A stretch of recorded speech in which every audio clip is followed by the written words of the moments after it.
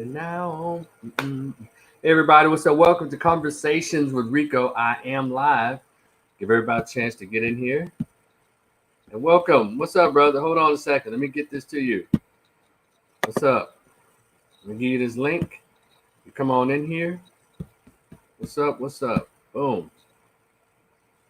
Hit that link. Welcome to my guest. Come on in and hit that link. Let me get you in here. Now, welcome to Conversations with Rico. My special guest tonight is Mr. Benjamin Adams. I think he's on here, and I sent him the link to click on. And he is a self-admitted, out loud Black conservative. And we'll get to why I think this young fella's awesome. Hold on a second. Let's see. Just click on the link. If you're in the room, click on the link. So I can get you in here, young brother. So, hold on a second.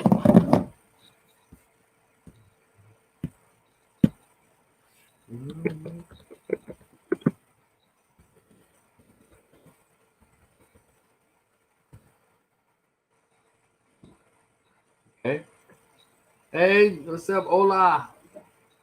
Welcome. I'll get my man in here. I know we have these little technical difficulties, but yeah, we're gonna work it out.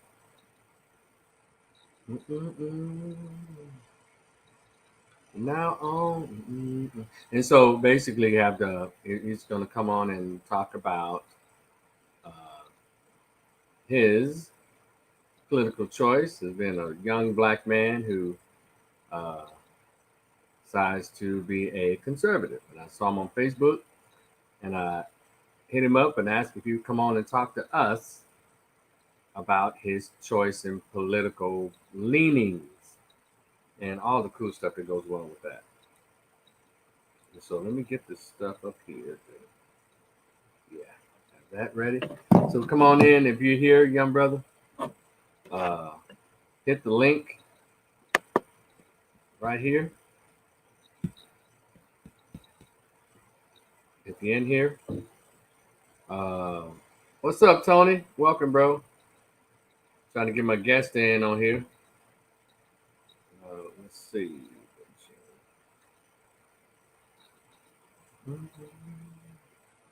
Y'all come on in here.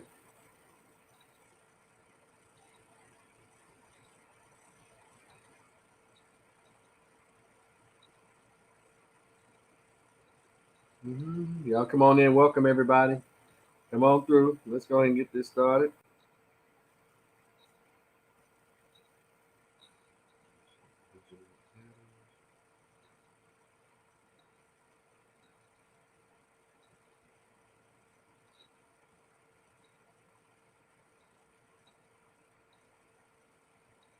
Here it is. Oh, there you go. Sorry, bro. What's going on, sir? What's happening, young man? How are you? I'm chilling, man. Thank you so much for showing up here. Ah, dang it. What I want to do, let me get my earpiece. Can you hear me loud and clear? Yeah, I can hear you good. Okay, let me find my earpiece in my pocket. Good place for it. Yeah, man. Let me get my glasses here. I'm gonna read. What I'm gonna do is read what I put up and how you responded. Did you get to see the promo that I put up? I did. I actually got to see it, and I shared it to some friends. Okay. Told them to share it. I'm limited to Instagram right now, so yeah. Hopefully they'll show up and join the conversation. And what I'm going to do is I'm going to, and if we're done, and if there's anybody who like to pose questions, will you be available for questions from those who may be curious about some other things we may not get a chance to talk about? Okay. I'm here. Cool. Let me, I feel better when I have my earpiece on. All right. And so Again, what's up, Ernest? Welcome, brother. Thank you so much again for accepting my invitation to have this conversation. Thanks In for the light of, invite. right on, man. In light of the current atmosphere, and let's take it back to 2016. And I'm just going to come out and say it is almost against the law for some reason in our community for a black person, male or female, to be considered a conservative because somehow it's automatically connected to, and I don't know how far you go, but I've recently came out as a conservative Okay. in a sense of our people where we were post right immediately post slavery, before the right to vote, before equal rights, but we're still able to have what's called levels of expectation, Hmm. a particular work ethic, a strive for education and building. That's when I say, that's what I mean by conservative. But I know the other part when people, when they hear a black person say, well, I'm a conservative, you must be one of them right wing Republicans. Well, I'm an independent in my political stance, but I'm conservative because I think that since integration, we've lost those conservative values that produced people like Booker T. Washington and Dr. Allen Hale, the plasma doctor, and all these wonderful persons that we celebrate in history. I think they came under segregated but um, conservative views from their parents and grandparents. You follow me? Hmm. And so that's where I come from. I'm not here. I wasn't trying to explain, because and to be simplistic about it, I can do what the fuck I want to do, but Right. still, but Absolutely. I still, say it like that because some of our people tend to get this Trump derangement syndrome, and I want to run that by you. But first of all, welcome again. Your name is Benjamin Adams. My name is that's the name that I met here on this planet per Uh my huh. mother and my father earthly. I do go by protocol though. I earned that. So I was given Benjamin Adams, but I earned protocol. DJ Okay. Protocol. DJ Protocol. And so, I mean, I guess how old are you? Married, kids, where you from, all that cool stuff. Um so I'm 31, I'll be 32 in the matter of a couple of months. Okay. Um from Savannah, Georgia. Um not married. I do have kids. Um 3 boys and a surprise in the oven. A surprising um, other. So this is a fourth. right, four. This will be four. Okay. But granted, until birth, can we call it? Easy. Uh, You're about to delve into another conversation, sir. can Easy. we call it? So, but yeah, from Savannah, Georgia. A business owner. Heavily politically active, man. I just care about my people. I want to see the best. Like you, I come from a OG background of African Americans. I'm from the South. My lineage is from Georgia, Florida, and some South Carolina is where my people are from. So um, I have that old school Southern black raising of me as well. That conservative values that come from being a melanated person from the South. Hmm. Um, yeah, own a few businesses, love music, out to change music. I want better music in the world. And Hmm. that's basically my mission. Better music, I believe, will lead to better people. So Okay. that's where I'm at with it. I believe that too, because in the '70s and '80s when soul music was still in soul, or soul was still in the music, uh, it actually taught us how to spit, I guess, game to women. No, I know you're 32. We're gonna be 32, but they taught us. No, it actually caused us to love each other. It It, did. wa- it It was did. and WAP wasn't even a thing. It was sharing our love between the sheets. That's it. Uh, and get a taste of my love. Mm-hmm. Mm-hmm. But that's we're That's past that now, unfortunately. well, we gotta bring it back. I blame a lot of the OGs. Um, we fell in love. We fell in love with their money. We fell in love with their lifestyle. That's the downfall. My dad's 72, and that's something that he told me. We didn't get integration, we got capitulation. Mm. We It were is. better off. A lot of people feel some type of way, but when we were segregated, we were better off. We had control of our us. We had us, and that's the type of mindset and raising that I've had growing up. So that's kind of where I am now. I'm okay with like I'm not against doing business or having a loving, caring relationship with any outside entity.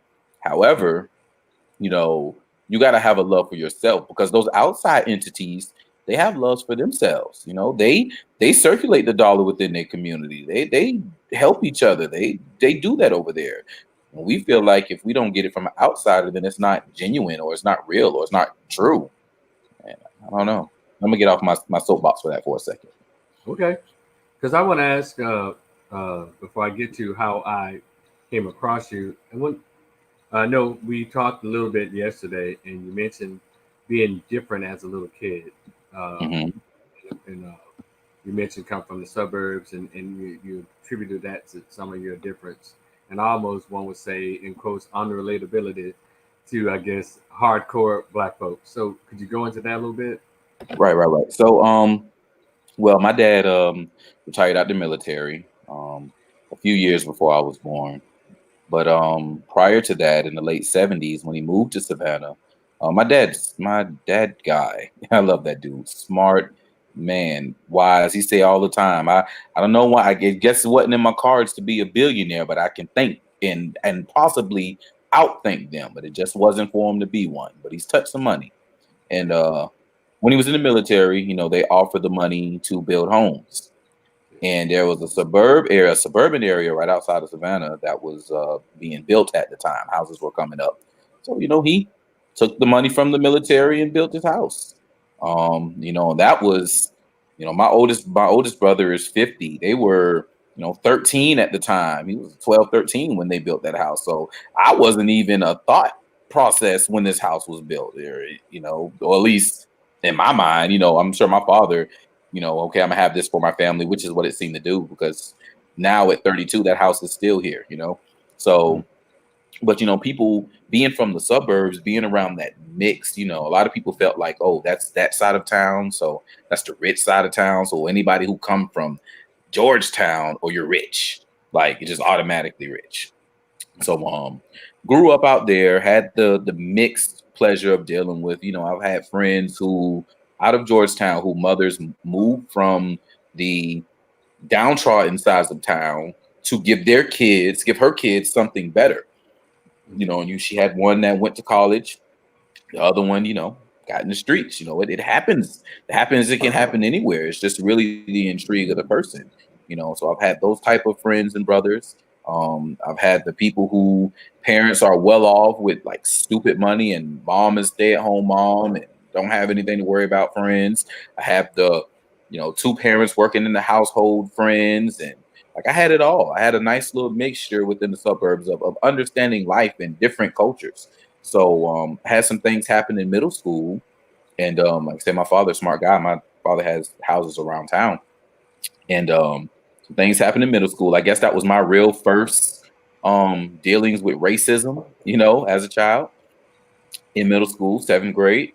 So I left there and went to the inner city middle school, or a inner city middle school, and that stereotype of just being, from Georgetown, automatically for the most part, the people in the inner city school was just like, yeah, nah, you a rich kid, you different, you ain't us black. And I'm like, dude, I'm black. Like, like I got family in the hood. I spend time in the hood. Like I'm just like y'all. You know me. I had my few friends that knew me from whether it be church or whether it be, from being in the projects with my family, they, did the vouch for what they did for middle school. But outside of that, people were very harsh, and that was I guess my first introduction to, not only did I get this bullcrap racism from these white people at this school from out in the suburbs, then I turn around and move in the inner city and I'm getting this bullcrap from my people, like you look like me. Why are you coming at me sideways? Now, be more So specific. What was said to you by, I guess, by blacks moving to the inner city urban area? Oh, What were the complaints? What were the descriptions given of you? oh, you rich boy, you think you're better than everybody, you're from Georgetown, you know, talking about the clothes or things of that nature. Just little middle school shit. You know what I'm saying? Like nothing really. Like I didn't care because at the end of the day, I ate what I wanted to eat. I slept good. I didn't have a problem. I ain't never had my lights off. Never been without water. Hell, I ain't never been without cable. You know, so like it was no problem. I had my dad made sure that when it came to the basic necessities of life, we didn't want or need for. And not only that, he made sure we understood where it came from and how to get it. 12 years old, he started a demolition company. And I didn't have summer breaks. I was working. When you were 12 years old, your daddy started. When I was 12 years old, he started a demolition company. And I was right there with them the whole time. To now in this exact office that I give this interview to you from. You know what I'm saying? This is the office I was in 20 years ago when we started. Matter of fact, I helped build this office. So, I see things differently, which is why it's easy for me to be a conservative or to see a President Trump. I know nothing, right? I see nothing, and I know what it takes to build something. Okay. I see when something is in ruins, and I can see a vision forward of, what, this could be this pretty thing right here if this is done properly. Hold that point right there, because I want to get to how we met, and we'll get more into uh, that feeling as well as the whole Trump thing, and hopefully questions can be answered. Your opinion on the current climate. Okay. All right. So this is what I wrote. It's from a brother who's on my Facebook page. His name is T. Khalik. He posed a question during the Republican National Convention week. He was saying, "Why do hold on? I brought these damn glasses for a reason." There we go. Yeah. It says, why do black conservatives put the word black in front of, I guess, their name if they're going to ignore black issues or deny that we should even go for tangible things for black people? Couple that with your audience being 80% white and 20% black. You're talking about black issues with a mainly white audience applauding you. This is exactly why black conservatives never break ground with black people. They refuse to understand their own. Your audience needs to be predominantly the people whom you're targeting.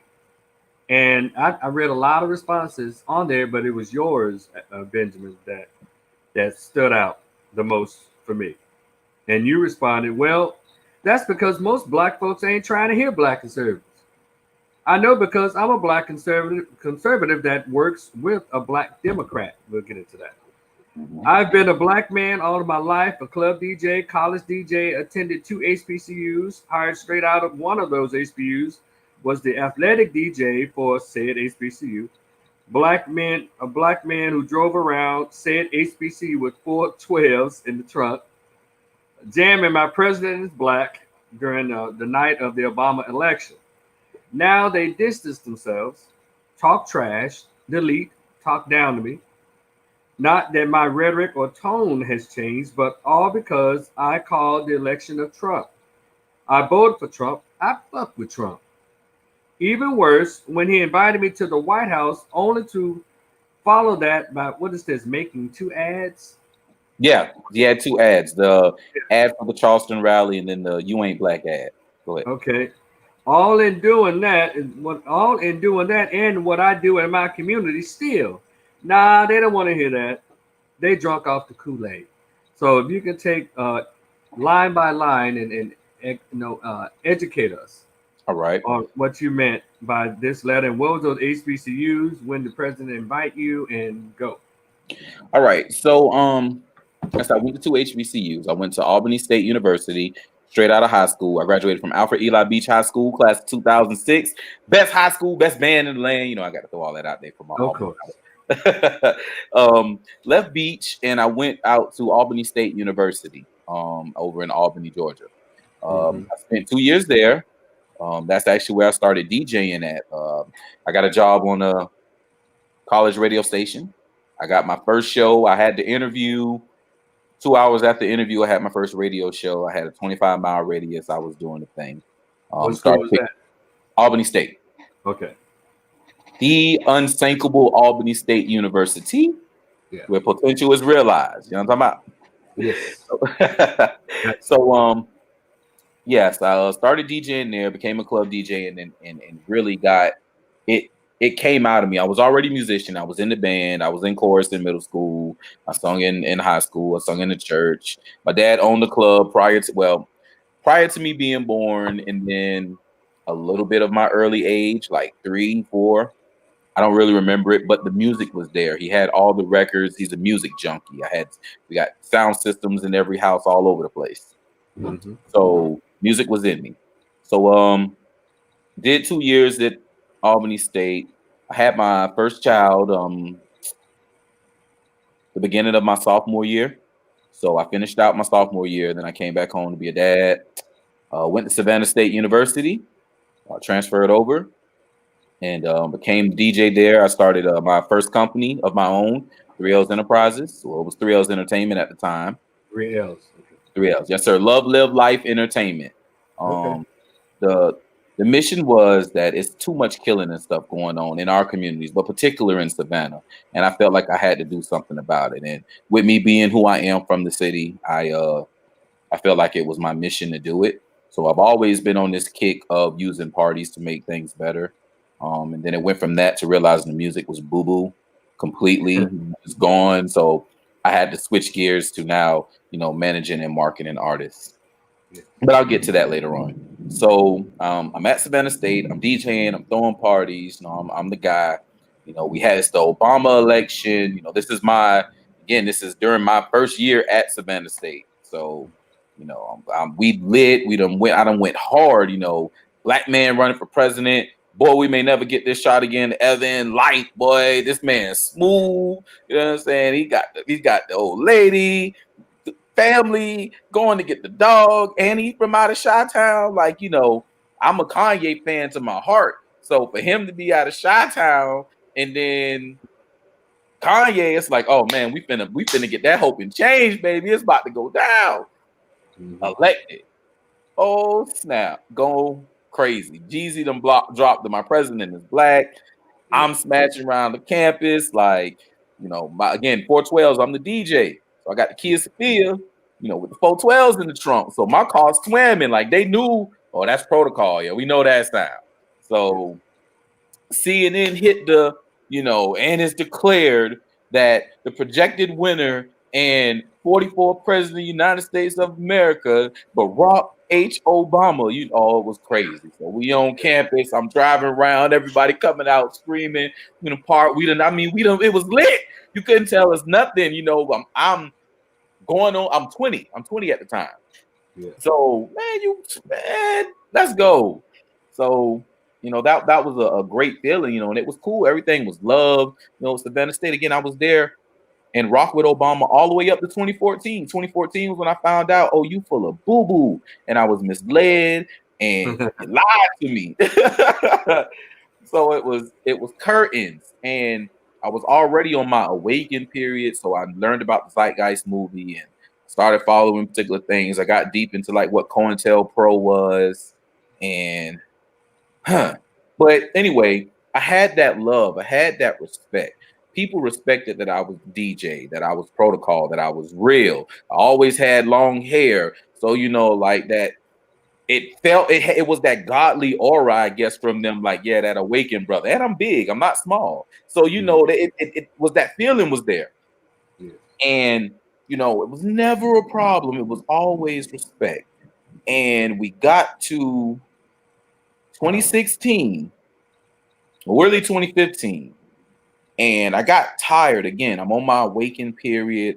I'm seeing what's going on. I realize what the government has done to our people, what they did with the Great Society Act and then the chicken in every pot and then all this stuff, like all these welfare systems that started coming in and separating the families and the destroying of the black messiahs and not really wanting any black leaders, and then finding out about the suppression of history. Like I started moving. So now I'm mad, I'm pissed, I want to do something about it. And here comes DJT, right? Now, gotta bounce back because my father, same guy again, dude, love my pops. Mm-hmm. He's been teaching me about Donald Trump since I was a kid. Remember, we're in business, right? Yeah. So Donald Trump is the quintessential business guy. You want business like Trump because Trump gets stuff done. Pops taught me as a young man, right? This man right here made the NFL that we love today quiver in their boots and actually have to pay black players. A lot of people don't know, but the USFL, if it wasn't for the NFL having the TV rights that they had and the NFL Films franchise situation they had, the USFL was going to take the NFL. There would be no National Football League in the sense of what it is now, right? All the way to the point that my man went and he sued and won. But my pops brought home, he was like, look, Herschel Walker, everybody loved Herschel Walker. Or what they did up until the RNC the other day. Now they want to beat up on my man's. And his little fruity son is out of control too, sir. Hey man, say the children. That's the best I can say, man. He can't be safe. So but he taught me about him, and coming up out of school, gave him the biggest contract at the time as far as sports was concerned. Not only did he give him that biggest contract, but he gave other players the biggest contracts. Made them boys leave the NFL and come to the USFL because they was cutting that check. Mm-hmm. That changed the family structures to a lot of people. A lot of people financial structures changed because of that. I respected that.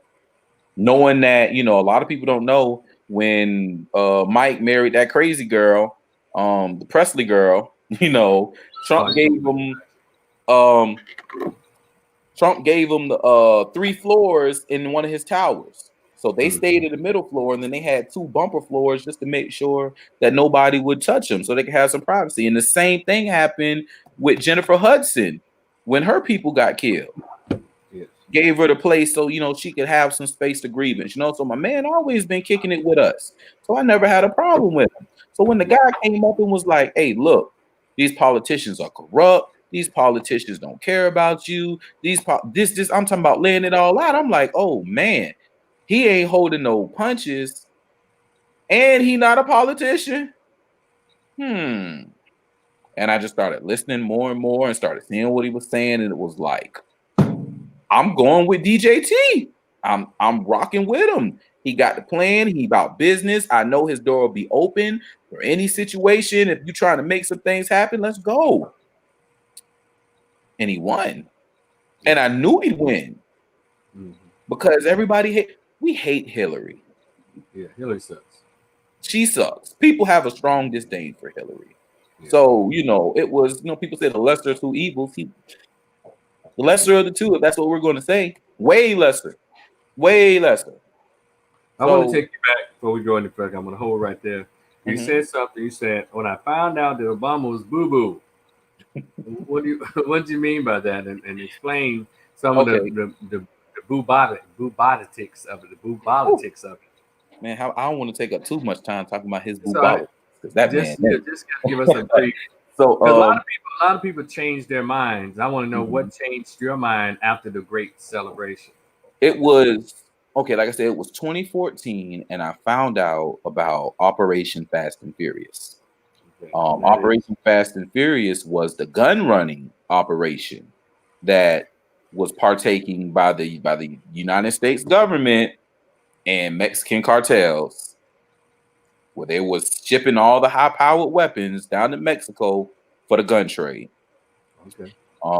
My man, a higher up call came and was like, "Yo," because they was finna make the bus. They was watching them. They was following them. He's gonna make the bus. The higher up came and said, "Nah, don't do it. Let them go." Rolled off into Mexico in the sunset.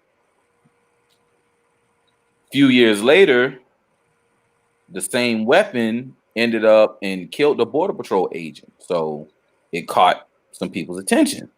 Mm-hmm. Well, they started looking and tracing the weapons.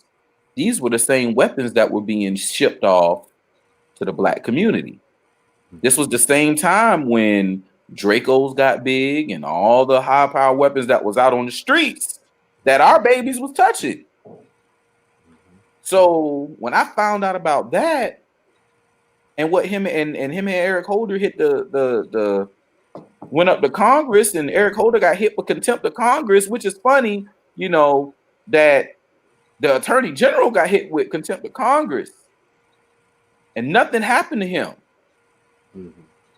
But then we got a Roger Stone or someone of that nature who contempt of Congress, who lied to Congress, and they trying to rope the dope.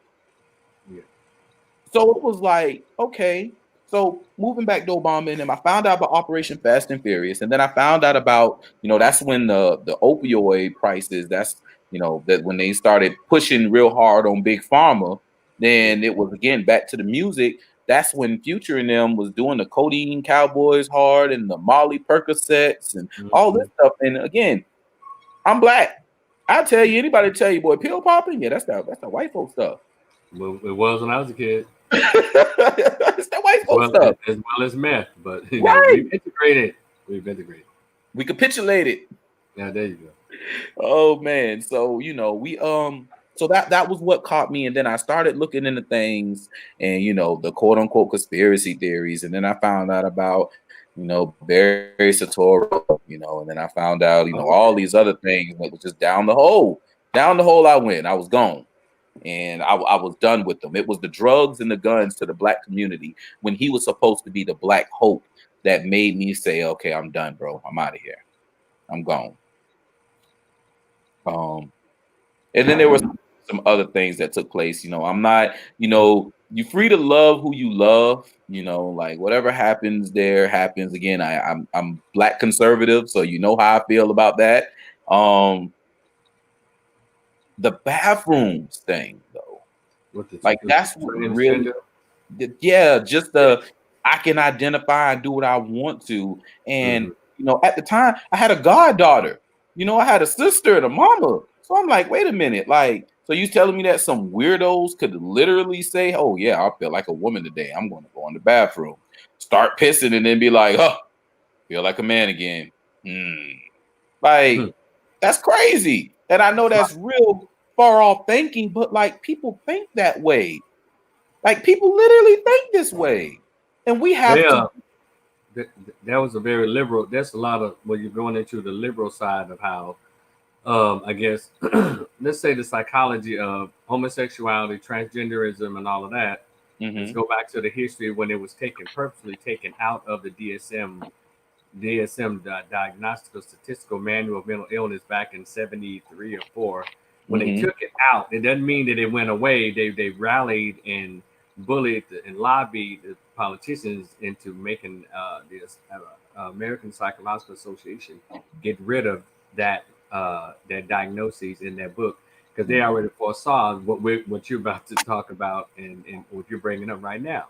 Right. That's very political. It was Ruth Bader Ginsburg. Ruth Bader Ginsburg was a part of the writers, who put that language in there, who made it okay for the transgenderism or the identityism and the removing the age. It's called gender dysmorphia. Get gender dysmorphia. That's it. They set this in play because they knew where they were going. They knew the order of the world that they wanted to bring out as new to the people, right? Yes.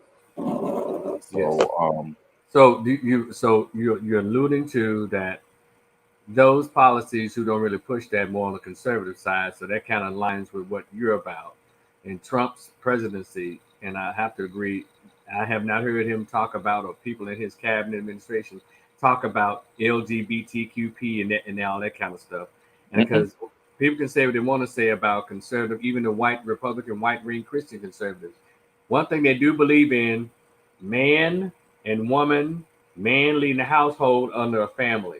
That's it. But and this is not, you don't even have to be a conservative to know this, because that was the attitude of African Americans before the integration what's that capitulation. Capitulation. Mm-hmm. Because a lot of Mm-hmm. stuff, and black folks, our religion has really guided a lot of our decision making up until 1965 or 1970 about, so saith the Lord, this is how we're supposed Mm-hmm. to be. I'm not a Mm-hmm. religious person. I'm just saying the history of Right. how religion is played in shaping the group behavior of African Americans. Mm-hmm. Mm-hmm. And somehow the liberalism aspect of it, uh, free to do thou will as thou wilt kind of deal, and there's room for everybody. We get that, but when is it okay for us to pretend that we don't have a brain? You're not When is gonna walk around. I'm sorry. Go ahead. when, when is the line like going to be identified as being the line? Like when are we gonna put it in ink and stop Or writing in return ink? back to. I'm sorry. Return back to the line. Return Like back it to the was. line. Because Yeah. it was lines there that we didn't cross, but somehow through a lot of liberal politics, those lines with a pencil, eraser, just kind of eked along and just kind of, Mm-hmm. wait a minute. I didn't know Mm-hmm. boys started wearing pink. I thought pink was for girls and blue is for boys. Read the Right. bullshit. And a man, Right. then you have your feminist and feminine brigade. A real man wears a pink that, see, they hired them on to push the bullshit. I ain't gonna And so, lie. I was. I don't know. I like baby blue. Like that's my favorite color. It's just something mhm, about that sky blue. It's so peaceful and tranquil, right? okay. But that baby blue with a powdered paint is unbelievable. It's just like going when you in the nursery at the hospital and you see the blue and pink. It's just so cute, right? All right. So you're gonna walk around looking like a baby that's at peace. Oh man, no, it's not okay to walk around like a baby that's at peace, but like hey man, it's okay. I mean, I had a paint. The reason I say that I had a paint Jansport, and the Yeah. reason I had a paint Jansport is like, and I had it. I had it all through high school, as a matter of fact. Sure When we're did. young, we do all kinds of stuff. All kind of stuff, When I see these big grown ass athletes and all these pink clothes, and the see, tight paint clothes. and yeah, and the tight pink clothes, that's a whole nother thing. So we're kind of leading up into why black conservative. You told us, gave us a background, and uh, and I think you hinted at what has been the feedback, I guess, of you being a young black male, heterosexual, masculine male, conservative. Because one thing about them, if I add, conservatism, when you see the men there, you know that they're men. Mm-hmm. A lot of times, and I've seen like this is a popular gay black conservative. That guy, I don't know his name, Oh man, I can't think of because his he's been on name. a couple of panels. Yeah, yeah. And he's a cool dude. Like when I Yeah, went up to DC, like I had some DC was good. DC was pretty good to me. But my phone died and like we walked and had a conversation. Me, him, his boyfriend. okay. They Yeah, knew DC, so they pointed me out. Like I was like, okay, like I got friends of the variety. So, it's yeah, like, okay, cool. You're cool peoples regardless. Like, you're helping me out. yeah, My phone dead. You showing me the way. This the lay of the land. This your land. Cool. You know what I mean? Like, it is what it is. But, yeah, that's the outside of that, it normally is masculine, manly, male. And even him to an extent, he has some masculinity about him. I yeah. mean, He's he's, not a flamer. yeah, He he's doesn't not a flame out. flamer. Yeah, Oh, man, flamers. Anyway, yeah. But yeah, moving.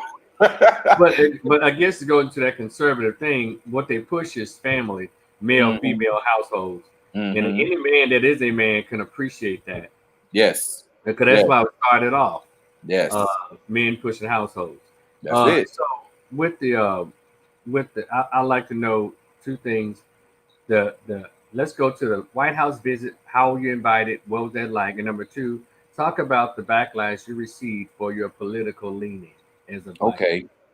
All right. So I guess the White House visit. I was invited to the Turning Point Young Black Leadership Summit. Candace Owens. Yeah, to Charlie Kirk with association with Candace Owens. Yeah. Rob Smith, that's his name. Appreciate Mimi I am. So You mean you've been? So I went to I was invited, they realized, okay, you're doing some stuff down there in the South, come up here and, enjoy yourself, blase, blase. I'm like, all right, cool. Well, I know from being now this was this past October. So that's what, 2019? October 2019. I'm 30, but I've been a conservative. Again, I called Trump. Hmm. I know I know the feeling of being ostracized and being picked on or set aside for the choices. So I wanted to go and see and talk to some other young blacks who are doing stuff around the country and see how they're taking it. You know, let them know, be assured that hey, there's some people out here on the ground level that's behind you, that supports you, and that will help you. Because again, like I say, I'm about us moving forward. And I know that the way that the climate was heading, not only then at that time, but where it was heading, they were going to need some friends. They were going to need some people who they know that, you know, truly cared about them and they're moving forward. But also, I wanted to know because I have my reserves about Turning Point USA and the Brexit movement. Yeah. I wanted to know what they were pushing to the youngins that were coming because I'm a red pillar. Okay. Um, Okay. Okay. so I dig, I read, and I don't mind turning people on to stuff or showing them down, you know, the particular place and helping them lead the way. So I wanted to know what the info was that they were talking about. What were they sharing with them and what was the conversation? So I went and seen what it was. Well, some people, not everyone who went to the Turning Point event got invited. Some of us got invited to the White House. So I get the email.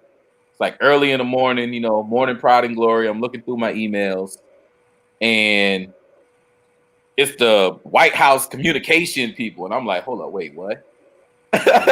So I opened the email and it was like, you know, Mr. Adams, you've been cordially invited to join President Trump, you know what I'm saying, and other leaders from the Turning Point USA, Young Black Leadership, in the White House. And I'm like, holy my man just invited me to the White House, you know, like it's going down. So you know, take a trip up there, go to the White House. You know, this was the same day that it was a lot of stuff going on in DC at the time.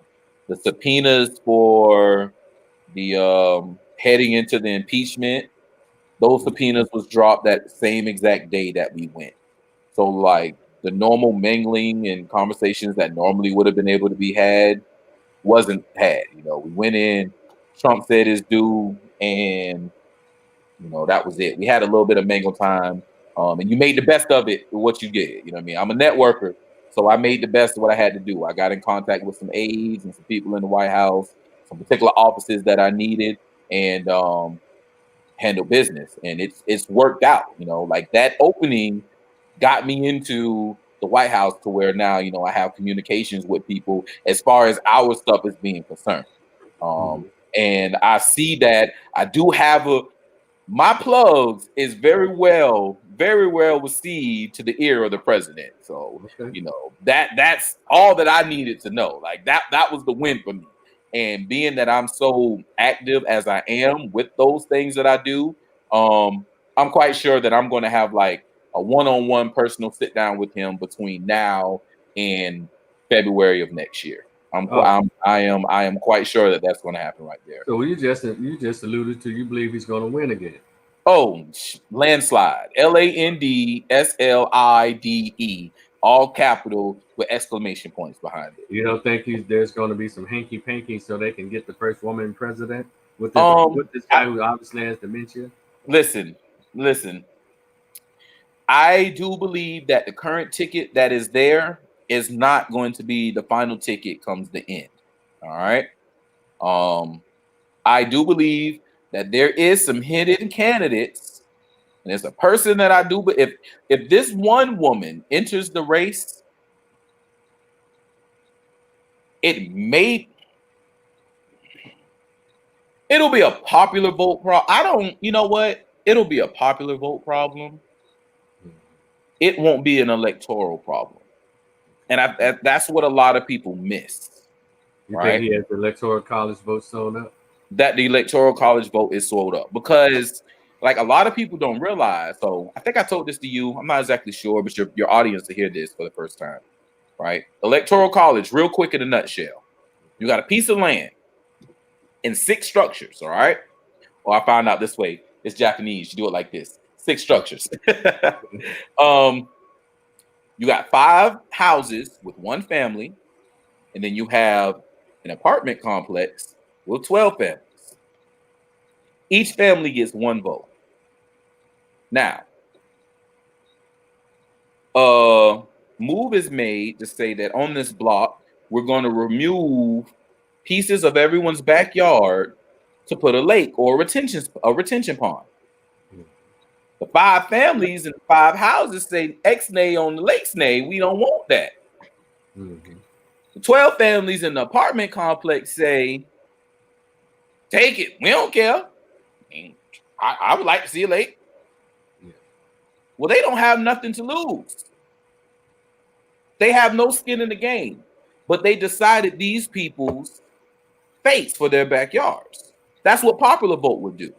But electoral vote takes a lay of the land, a consensus of the whole area to decide, well, they got this much, they say no, so we're not going to do it. Yeah, popular votes, it's popular to do it with them, but as the whole impact of this block, it's not going to work. So we look at President Trump, Hillary Clinton, popular vote, electoral vote. If we look at the electoral vote, the county by county election, the country red. The country red. Okay. The highly populated areas, the New York Cities, the Miamis, the Atlantas, they're blue. Okay. All right. Which is why they say, oh, we want to focus on popular vote. Because the popular vote, yeah, because the heavily populated cities are going to decide. And we all know that they're extremely liberal. Okay. Electoral college, the forefathers saw what was up. They smelled something in the game and was like, nah, we're going to put this fail safe in here. Okay. What about, let me ask you about policy. Mm-hmm. Well, so are you familiar with any of Trump's policies that would make you favor him for a second term? Yes, sir, I am. So what are 2 or 3 of the policies as a conservative black male, as opposed to what you think that the Democrats may have to offer to you as a black male? Okay, first thing is I'm a product of a HBCU. Okay. 1 month in the game. What's the second one? I'm sorry. What's the second HBCU? Savannah State University. Okay, cool. Yep. And so what's your degree in from the first one? I went to Albany State to get a degree in computer science, computer engineering. Mm-hmm. But we had Chinese professors. And when they start going, that language barrier, no deal. Okay. So I went over into mass comm since I started the radio situation. Okay. And I went to Savannah State for mass communications. I only did 2 and 2. I didn't finish because when I got to Savannah State, they tried me. They took they wouldn't give me my credits from Albany State. They said they were all institutional credits. So I was only going to have 8 out of, I'm going into my junior year, but you're only going to give me 8 credits. I started over. Okay. Let me start over. And when it is what it is, give me some. I'm a shrewd negotiator, so I was able to get a reset on my financial aid, and I started my matriculation over. But within those 2 years, I started realizing how screwed up that HBCU was. Like, it was night and day between Albany State and Savannah State. So I started seeing the bad ways they were moving money. I started seeing how they weren't really taking care of the students like they were supposed to. Like, HBCUs are supposed to be the pride and heart of the African-American community. Like, they're supposed to be building up the best of the best of the best. I wasn't seeing that. Okay. It was select few, but it wasn't like the whole school was just dropping excellence. So I felt some type of way about that. So I was like, okay, let me go recoup some of this money back that I know I'm about to have to spend back since, I done dabbled in the game. Yeah. Started DJing. Then I became a contracted employee. Well, at that point, I started really seeing how messed up they was with the money. Started feeling some type of way. Well, fast forward to Trump, 2017, excuse me. He does he signs the executive order, which most people don't know, an executive order is a law from the president that's straight across the board. Give me 2 seconds. It's hot. I got to cut this air on. Okay. Ugh. And for those of you who just tuned in, we're having a discussion with a young black conservative and he's a Trump supporter. We're talking about policy. We're on this part where he's talking about the policy that lured him to Trump's camp. That's right. So he signed the executive order on February 2017. Was it the priority? No, it was the HBCU Innovation Act, right? And it's the same HBCU bill was not the same, but it's an executive order that's been recycled president after president for some years. Trump came in this bad boy and built that thing. Remember, we talked about taking shit and turning it into something amazing. Yeah. So he took this bill and he was like, all right, guess what? We got these HBCUs who have been underserved. They haven't been able to participate in the grants that's been going on, none of the studies, they're being overlooked. We're going to tighten this up. So we're going to make sure that they start participating in those more. But not only that, we're going to get this cradle to college initiative going on where we're going to push that the public, the private schools, all the neighborhood schools, they work in tandem with the HBCUs so that the youth can get used to the college experience and bring them up and at least know that college is something that is within their reach, within their community. Not only that, I'm going to open it to where the public businesses and the private businesses can partner with the HBCUs to be able to be intertransferable, get those people working, prepare them for the workforce, bring them in. Like, this is what we're going to do for the HBCUs. So we're going to put the philanthropists, everybody who care about, you want to know about the money, how it's going, you want to run your HBCU, run your HBCU. Control your school, right? So that came from the first executive order. I was like, all right, I see you doing a little something. You ain't have to do that. They calling you racist. You ain't got to do that right now. But you did this 1 month in the office. I see you, player. 1 year later, he issued priority statements. Well, he prioritized the HBCUs, telling every federal agency that they had to prioritize the implementation and partnership of HBCUs working with each federal agency. What's a federal agency? Small Business Administration, Housing and Urban Development, NASA, Department of Justice. All of them had to be open for us. Oh, I'm sorry. I skipped the most important one from the first executive order. The HBCU office was moved from the education building and the Department of Education to the White House with an open door policy for those people who work within the HBCU office to walk and talk at President Trump's office whenever he's available. And that where Omarosa came into play?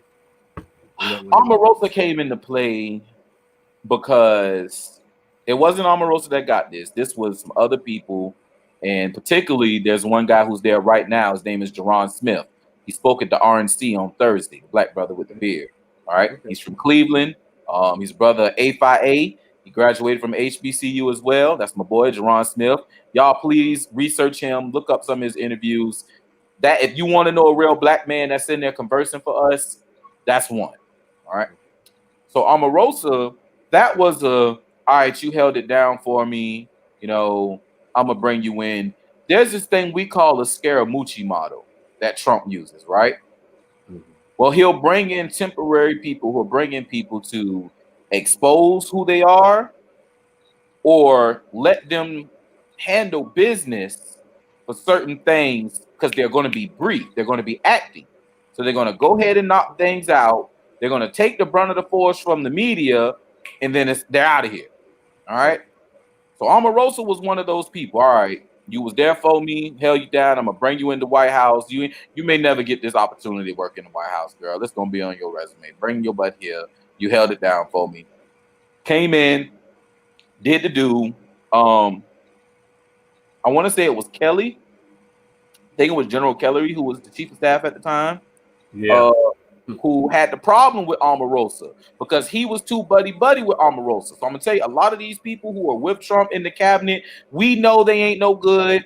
Trump know they ain't no good, but sometimes you got to use certain people to get certain things done. That's just what it is. Look at cops. You know, we want to talk about the police and solving crimes.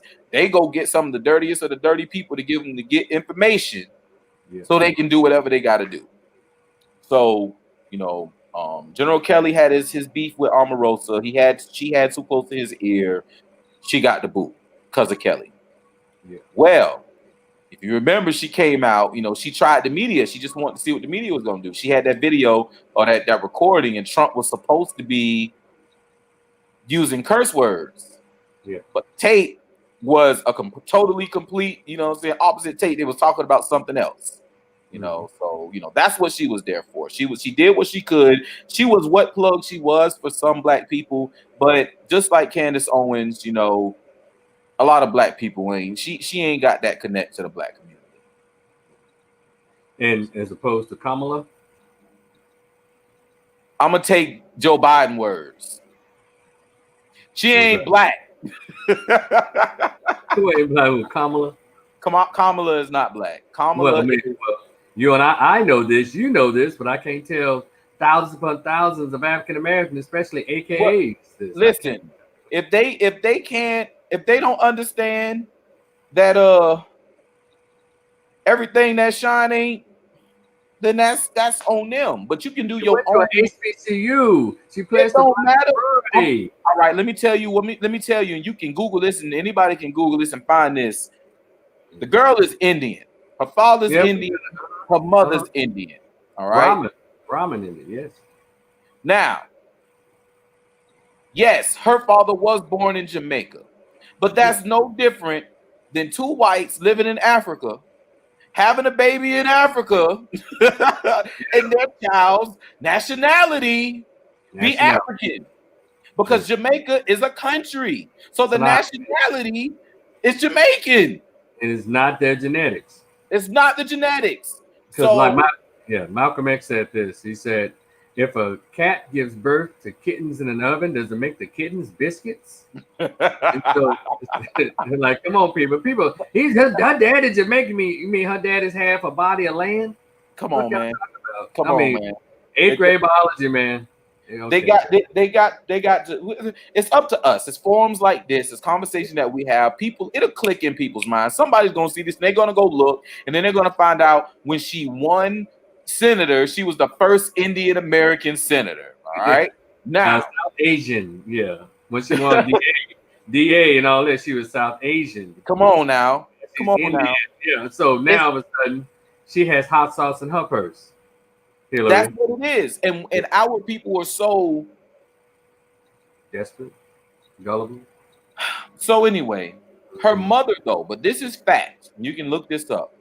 When her mother divorced her daddy, they were living over in California. Her mother decided, because they grew up in the 60s, all right? So yes, there was really racism flying around this time, all right? Yeah. You was white. The only people who was the next up under the white was the black people. And the black people had it better than the Mexicans and the Ramen Indians. And you would rather be black over here in America. Over here in America at this time. In India, the Brahmins are at top. They're viewed as the white caste in India, the Brahmin Indians. Well, they came over here a little tan, where they were treated like, you black, I got so her mother made the decision that she would raise them as young black women because they were dark enough to pass as black women. Yes. And they had it a lot easier and a lot better. Yeah, we had racism, but it was much better to be a black, lighter skinned black, than it was to be a true immigrant. Yeah. Now if they look like Viola Davis, they might have caught hell. You might, yeah. One that looked like Halle Berry a little bit got away. Got away. So and that's why they're so loved at HBCUs. We do have this light skin thing. It's still in our community, and it's more, I think, more prevalent among African American women when it comes to Man, first the so-called colorism. But that's a whole, Kamala, that's a whole speaking on nother. colorism, right? Yeah. Because you mentioned the AKAs, Hmm. we can't act like that's not an organization that used to get a brown paper bag. Yeah, yeah. All of them did it. All of them did it. AKs, Kappas, Alphas, they all did it because it was during that time. It's an elite group. And so Uh-huh. they wanted to. That's why W.E.B. Du Bois was so insane in his arrogance against Hmm. Marcus Garvey because he was white and black mixed. Right. But then it's funny when he got fired from the Crisis, from the Crisis magazine and booted out of the NAACP for what he wrote about lynching in a Crisis magazine. He ended up moving to Accra, Ghana anyway. I said, well, damn. But you done called Marcus a gorilla and an ugly man and all this shit because we's good white people. We law abiding good niggers over here. And then all of a sudden now they pulled your half Negro card and your feelings are hurt and you moved over to the motherland anyway. He tried to tell you, let's go now while we Let's still go good. now. Right. But you You know. and the other boule uppity blacks fought against it. So that's the history of that damn WEB, as Dr. Claude Anderson called them Du Bois. Uh, It's you boys. Du Bois. But anyway, but he wrote some good stuff though. I'm not you know deprived of taking anything away from him. Right, right, right. But it's the truth. Greatness. You know? Yeah, but they all had their flaws. Even when people try to Hmm. bring up James Baldwin, they had Hmm. their flaws. So, And so get back. anyway, back to the Trump thing and how has it you invited to the White House because you're a part of Turning Point? No, no, no. Well, I went to a Turning Point event. Oh, Turning Point So event. I went to Okay. the Turning Point event, and I got invited because of that. Yeah. I'm not a part of Turning Point. I'm not a part of Blexit. I was Blexit before Blexit, right? Yeah. So, um, I still, like I said, I remember the first Blexit. The true Blexit came, not the Candace Owens Blexit. I know a lot of people may have heard about this before. There was a rift because there was when this was around Trayvon Martin, possibly, Mhm. when everybody was like, "Hey, we're going to take all of our monies out of their banks and we're going to put them into black banks." That Mhm. was the original Blexit. All right. Okay. Yeah. And then it got turned into this whole, Political. yeah, political crap. And the people, Democratization. the originators even said something about it, but they just didn't, I guess they didn't do their paperwork properly and, lost it. But I remember that. I'm gonna throw some stuff out, and I want to hear your comments on it. I'm gonna throw out the word Candace Owens since we brought up. What do you think about her, and what do you think about her being, I guess, not invited to speak at the RNC? I Candace don't Owens. see I don't see why it would matter for her ass to be invited to the RNC. I mean, like you already have you have your crowd, you have your reach, you've spoken at political events before. Like it's not a shun for you not to speak at the RNC. Let some new blood get up there, like my boy Vernon Jones from here in Georgia. Let somebody who's doing some things handle business. As far as Candace is concerned, as a person, I mean, I respect the sister as a sister, for what it's worth. But there's some other things, that it just don't sit well with me.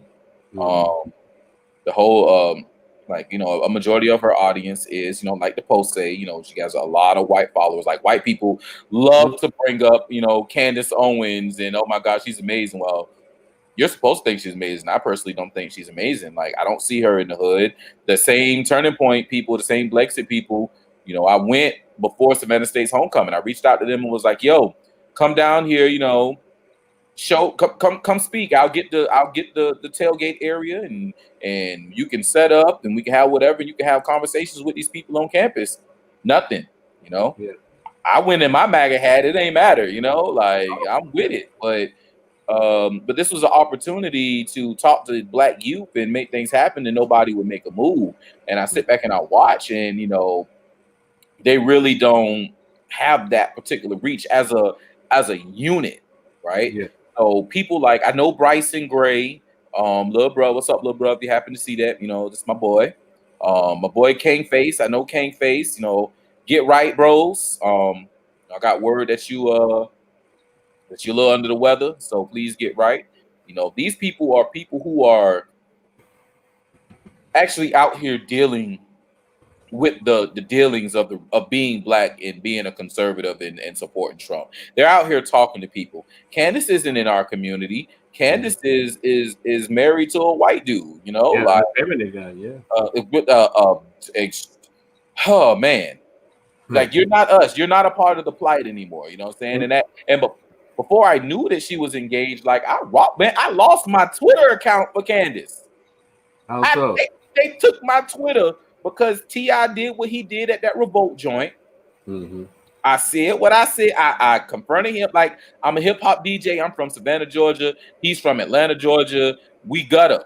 We are gutter people. That's what we. So I approached him like a gutter man. You supposedly a king, but when this young lady is speaking on why she support Trump or what the situation is, you doing gotcha moments to interrupt her and get the crowd to just not pay attention.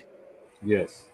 And I That was saw that too. She and another having to be a light skinned lady were the two smartest ones Katrina. on the panel. Because I was even disappointed in Jeff Johnson. I expected more from him, but he behaved just like what that event was, a hood ghetto ass affair. Well, that's what it was supposed to be. Yeah, because I said, what's all the cussing, Jeff Johnson? I've never heard you curse like this on anybody else's platform. But it's Puff Daddy presented, so what can you expect? You had caloric Mike, you had that dumb what they call them snitching Ti, and you get all these top informant as they call them. Had all them up there. Then she came up there saying some legitimate stuff, and I'm going into Candace. I sent her a message a couple of years ago, like, look, I thought she was cute, and I'm not taking her, and I think she gained about 15 more pounds. She probably got a proposal from me. I think she's smart, cute as all get out. But one thing about me, I don't need you talking about what's going on with black folks. You don't have no kids with nobody black. You ain't married to nobody black. Right. And even what you're saying could be right. I'll take what you say, but you can move on. I'll do you one even worse than that. So I went to the Turning Point event, and then they had a Blexit event in Atlanta like a month later, maybe a little less than a month later. So I was like, all right. I went to the Turning Point. I seen what that was. I know Turning Point and Blexit is different. Let me go see what the Blexit event is about. Now, the speakers at the events, a lot of the speakers were phenomenal. Great. Larry Elder. I rock with Brother Elder. Yeah, him and Juan Williams and all those old guard of he is an old guard. He is an old guard. Those old cats, and I used to cuss back and forth those cats in the 90s. Yeah, but a lot of his points on fatherhood. Right. It was those things. It was people that just to be able to witness them live and hear them. It was cool. So the speakers were one thing, but then at the end of this Blexit event, and this is where I was like, you know what, Candace, baby, I'm done with you. All the way, there's nothing. Like, you still fine. You if they ever throw your ass away, you feel me? Like, maybe, you know what I'm saying? But like, she showed. So her granddad was at the Blexit event, and she recorded, the whole wedding ceremony, the whole get up, the shebang bang, professionally recorded. Yeah. So at the end of the Blexit event, she shows the damn the shit. Her wedding videos. She's the only black person there, wasn't she? And a couple of her family members. Yeah, I said, how the fuck you do that? You the only black person, even though you married a person another race, but you the only black person there. Bro. I said, okay, baby. All right, I got you. So what you do? Yeah, you was clout chasing now. Yeah. That pissed me off. So I got up. Well, they were showing it, and me and my partner got up and we walked out. Like, nah, and it was noticeable because I'm a big dude. He's tall and muscular. So you knew us when we walked out the building, So and then a lot of people got turned off, from Blexit at that too. And then a few other things happening, and then it was a splinter. So then you had I want to say if the big splinter happened, maybe when the George Floyd, it was Ahmaud Arbery and then George Floyd. That's when the big Blexit splinter, you know. And her diatribe about that whole George Floyd, like, Yeah, ma'am, yeah. and that's probably why they didn't have her speak, because they know that this shit has torn her. This chick has torn her drawers with potential black male voters. Yep. You know, we're not going to let y'all tear down. What the fuck does record got to do with what happened? We're not going to do that, because white folks do not go into people's records. White folks have been stunned and killed. Well, you know, they used to rob people, you know, before the police killed them. You know, he used to do this. I'm like, nobody give a shit about that. That shit don't. At that point in time, that shit didn't matter. I think she was trying to get back in, because she was looking. I'm gonna tell you, when I saw those last videos, I said, Candace ass. Number one, I looked at her. I said, I looked at her teeth. It was missing what's called vitamin or nutrition deficiency. I said, that chick throws up. Mm-hmm. She throws up. She sticks up. She's bulimic. She sticks her fingers when the teeth is missing calcium around there and around the bottom. So number two, she looks thinner than already slim that she already was. Mm-hmm. I said, this broad, and they told her something, and she's trying to prove to the hardcore so-called right-wing leftists that she's still down. So let's tear into the black male. Now, when she was talking about ditching the Democratic plantation, any one of us could have taken the information and ran with it. Mm-hmm. Gotcha, because she was on her game. She was killing it. She was telling the truth. But when she did that damn video trying to disparage Ahmaud Arbery, especially George Floyd, I said, I'll recant my dinner invitation. Right. You know, y'all already made the white boy. I was already over it. But really, even if you want to sneak around and see what the blackness that you missed for a weekend, little mama, I've probably been open to that. But I ain't want to extend that. Right. It was done. It was done. Right. It was done. You know, the Candace Owens. No. And that's what's happening. That's what's going on. You know what I'm saying, with her. You know, and in that situation. So all of that, you know what I'm saying, got me, because again, the situation with George Floyd was way different than any of the other ones. You know what I'm saying? Regardless of what his past was at that time, he didn't do anything. And even if he did, it wasn't worth for an officer to actually put his knee on his neck and sit there. That's way different. Those three others. Who was that? Exactly. Who did nothing. Who did nothing. Who stood there and allowed it. That's the problem for me, right? That's the problem for me. All the rest of these other ones, like the young brother, that the thing that just happened, I don't know if I should say my opinion on that, but I really personally, fuck him. Fuck him. I said, fuck him. You know what I'm saying? Explain what you mean by that. So everybody likes it. So he was there. We know, first of all, that a few months ago, back in May, or if you don't know, it's common knowledge. You can get access to it. In May, he went to said woman's house, went inside, put his fingers up her, snipped his finger, and was like, "Oh, it smelled like you was sexing another dude. You was fucking another dude." You're talking about the Jacob Blake situation. Talking about Jacob Blake things before that led up to this situation. This situation, yeah. This is what led up to it. This is what we're not talking about. So who is this woman? Was it a strange woman or his girlfriend? She said ex-girlfriend when she left because she put a police report in. So she said restraining order. Yeah, and a restraining order, right? Because of this particular event, she said she was sexually assaulted. Touched. She was touched. She was fondled, and he took the car. He took the ATM card, took her money. I think it was like $200 off the card, and took her car. So the police put out the restraining order and the warrant for his arrest for what he did. He shows back up to the house at this time to the event of the day. He shows up over there for whatever reason. He shows up over there, gets in an altercation with people there. Everybody was like, "Oh, he was breaking up a fight." He wasn't breaking up the fight. It was a part of the fight. Okay. All right. His hair did look wild and his t-shirt did look wild, but was that from him tussling with the police already? I don't know whether I don't know if it was the police he was tussling with or someone else. Because there's video. There's somebody recording the video, but it's really shaky. But you can see him tussling. And you can see him get up off the ground and then walk to the car. I didn't see that. All right. So now everybody was like, Oh, he was going to the car. Da, da, da. No, he wasn't trying to leave. Once again, he was going. He made the statement, "Hey, I'm about to go get my knife. I'm finna go to the whip and get XYZ."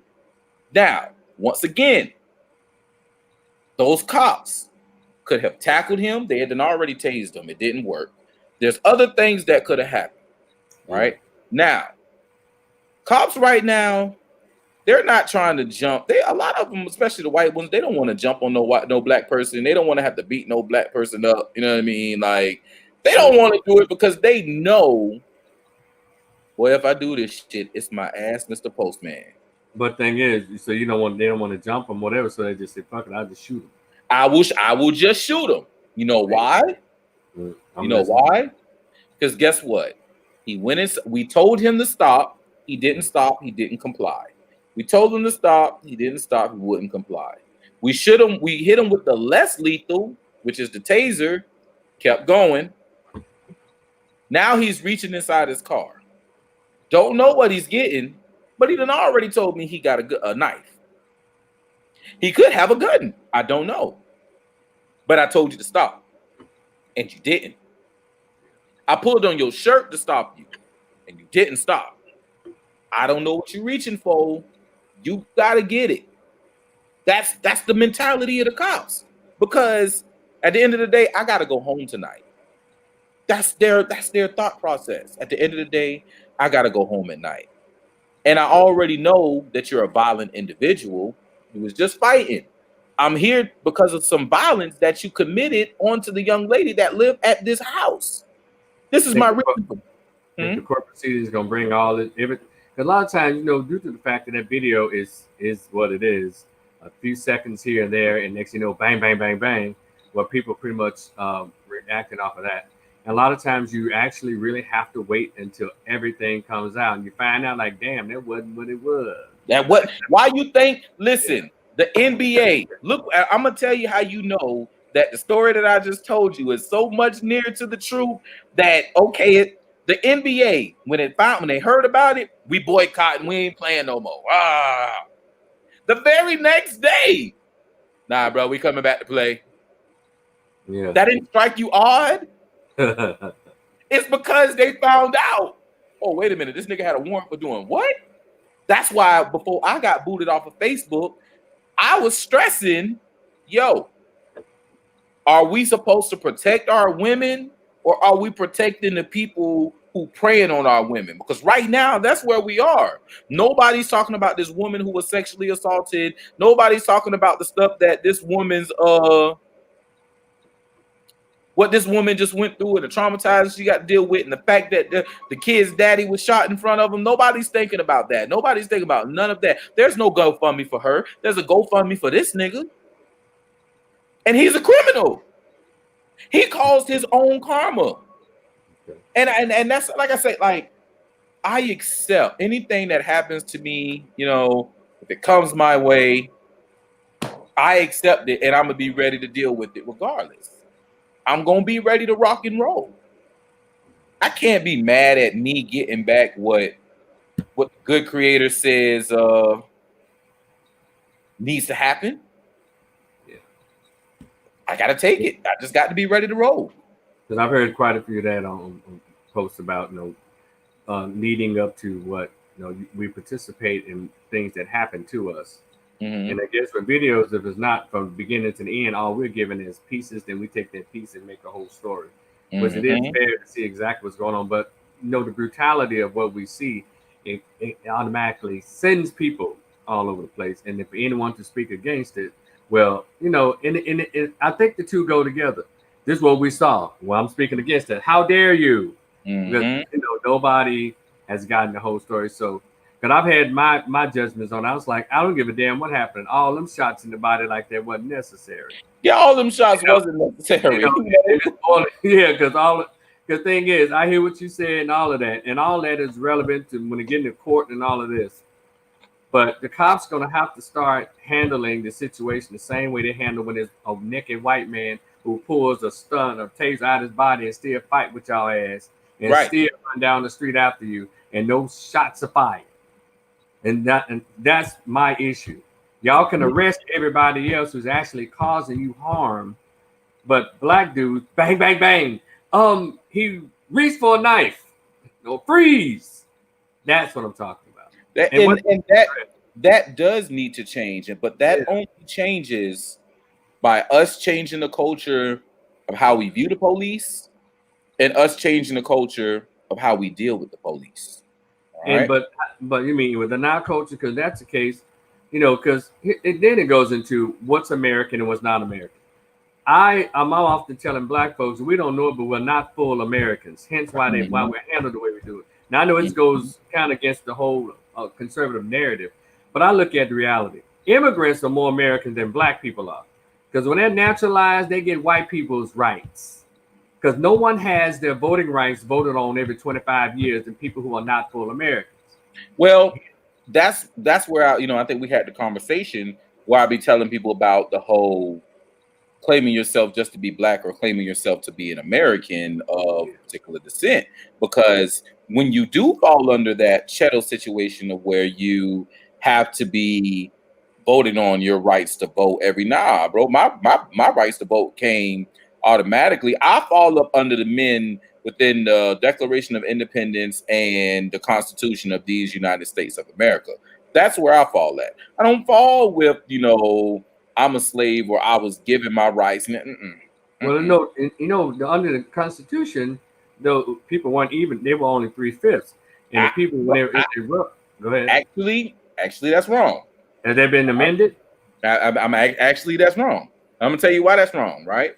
Black people, black people weren't considered as a whole 3/5 of a man. The slaves were considered every 3 out of 5 would be counted.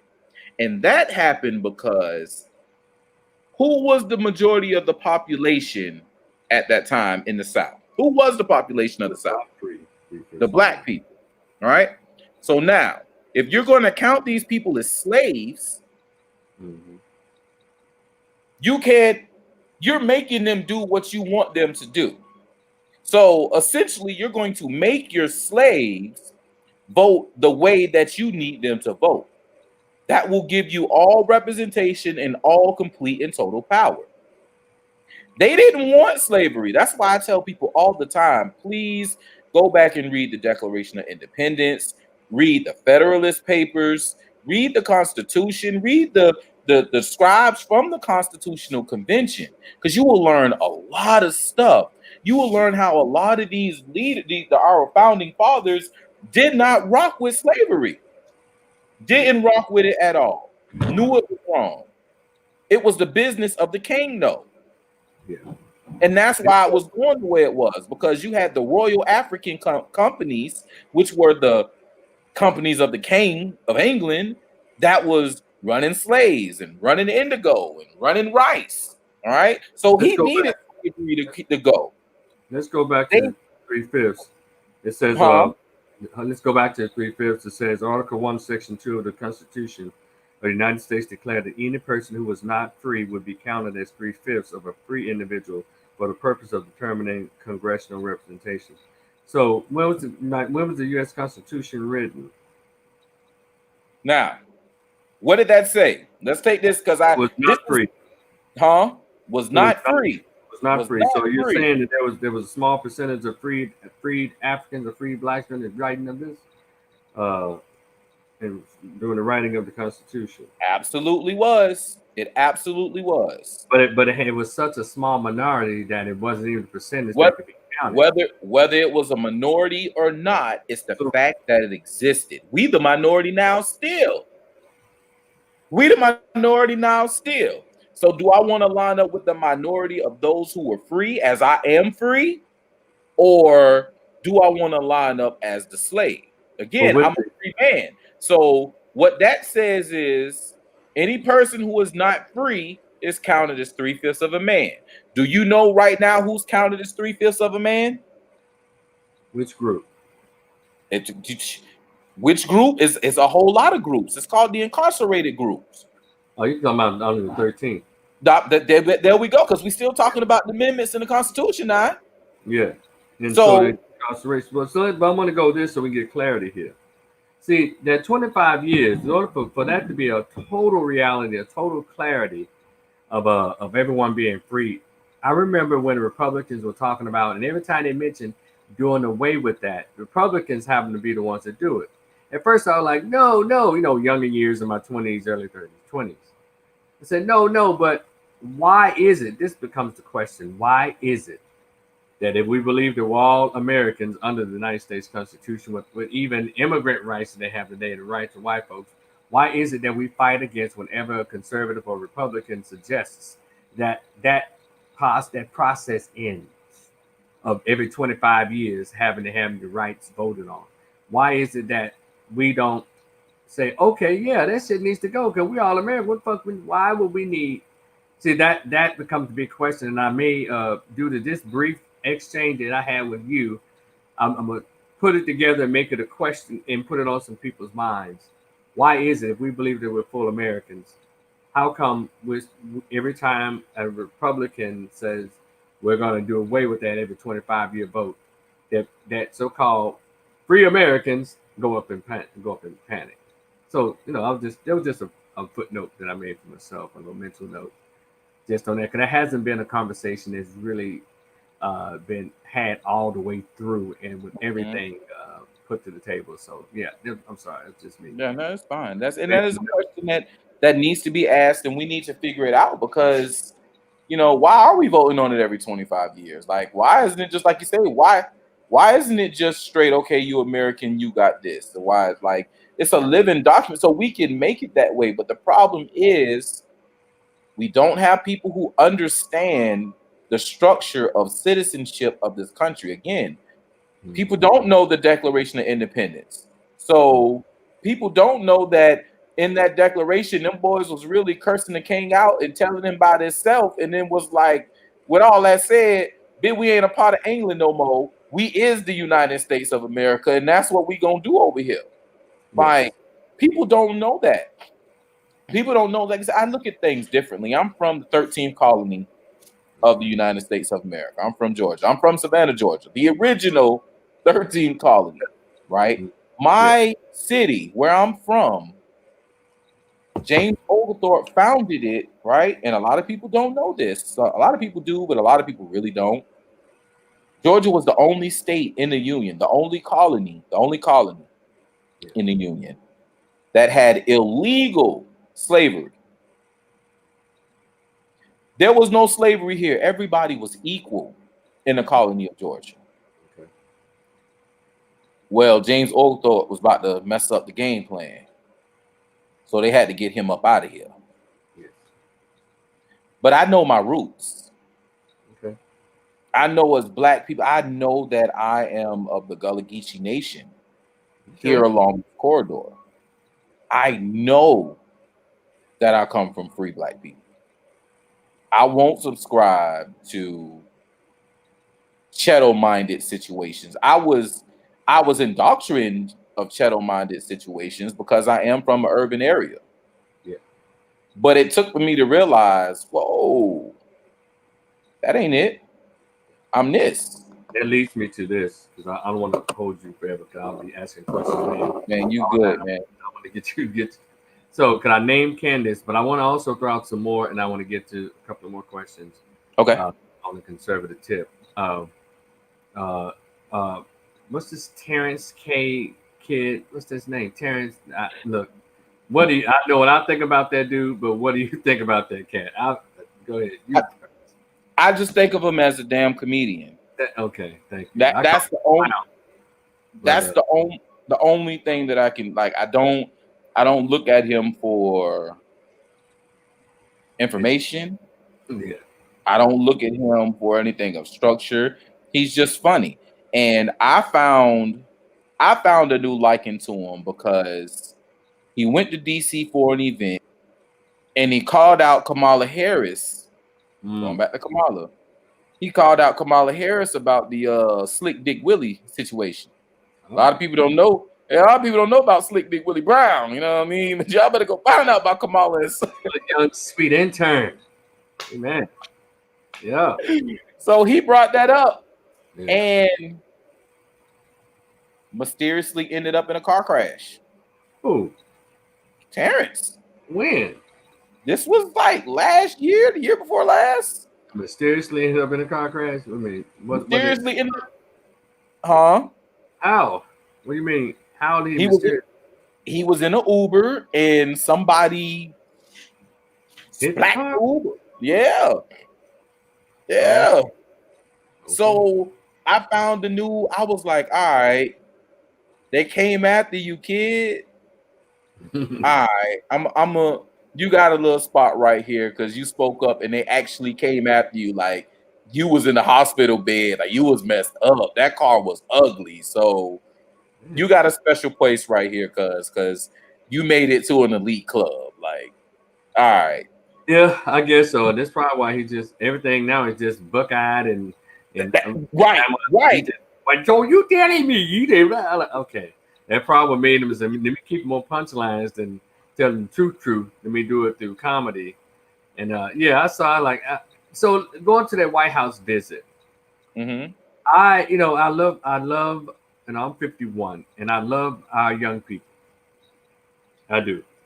But meaning how I didn't have a problem with all these high schoolers and early college agers, co-eds being all over Obama, and nobody called them coons, bootlicks, sambos.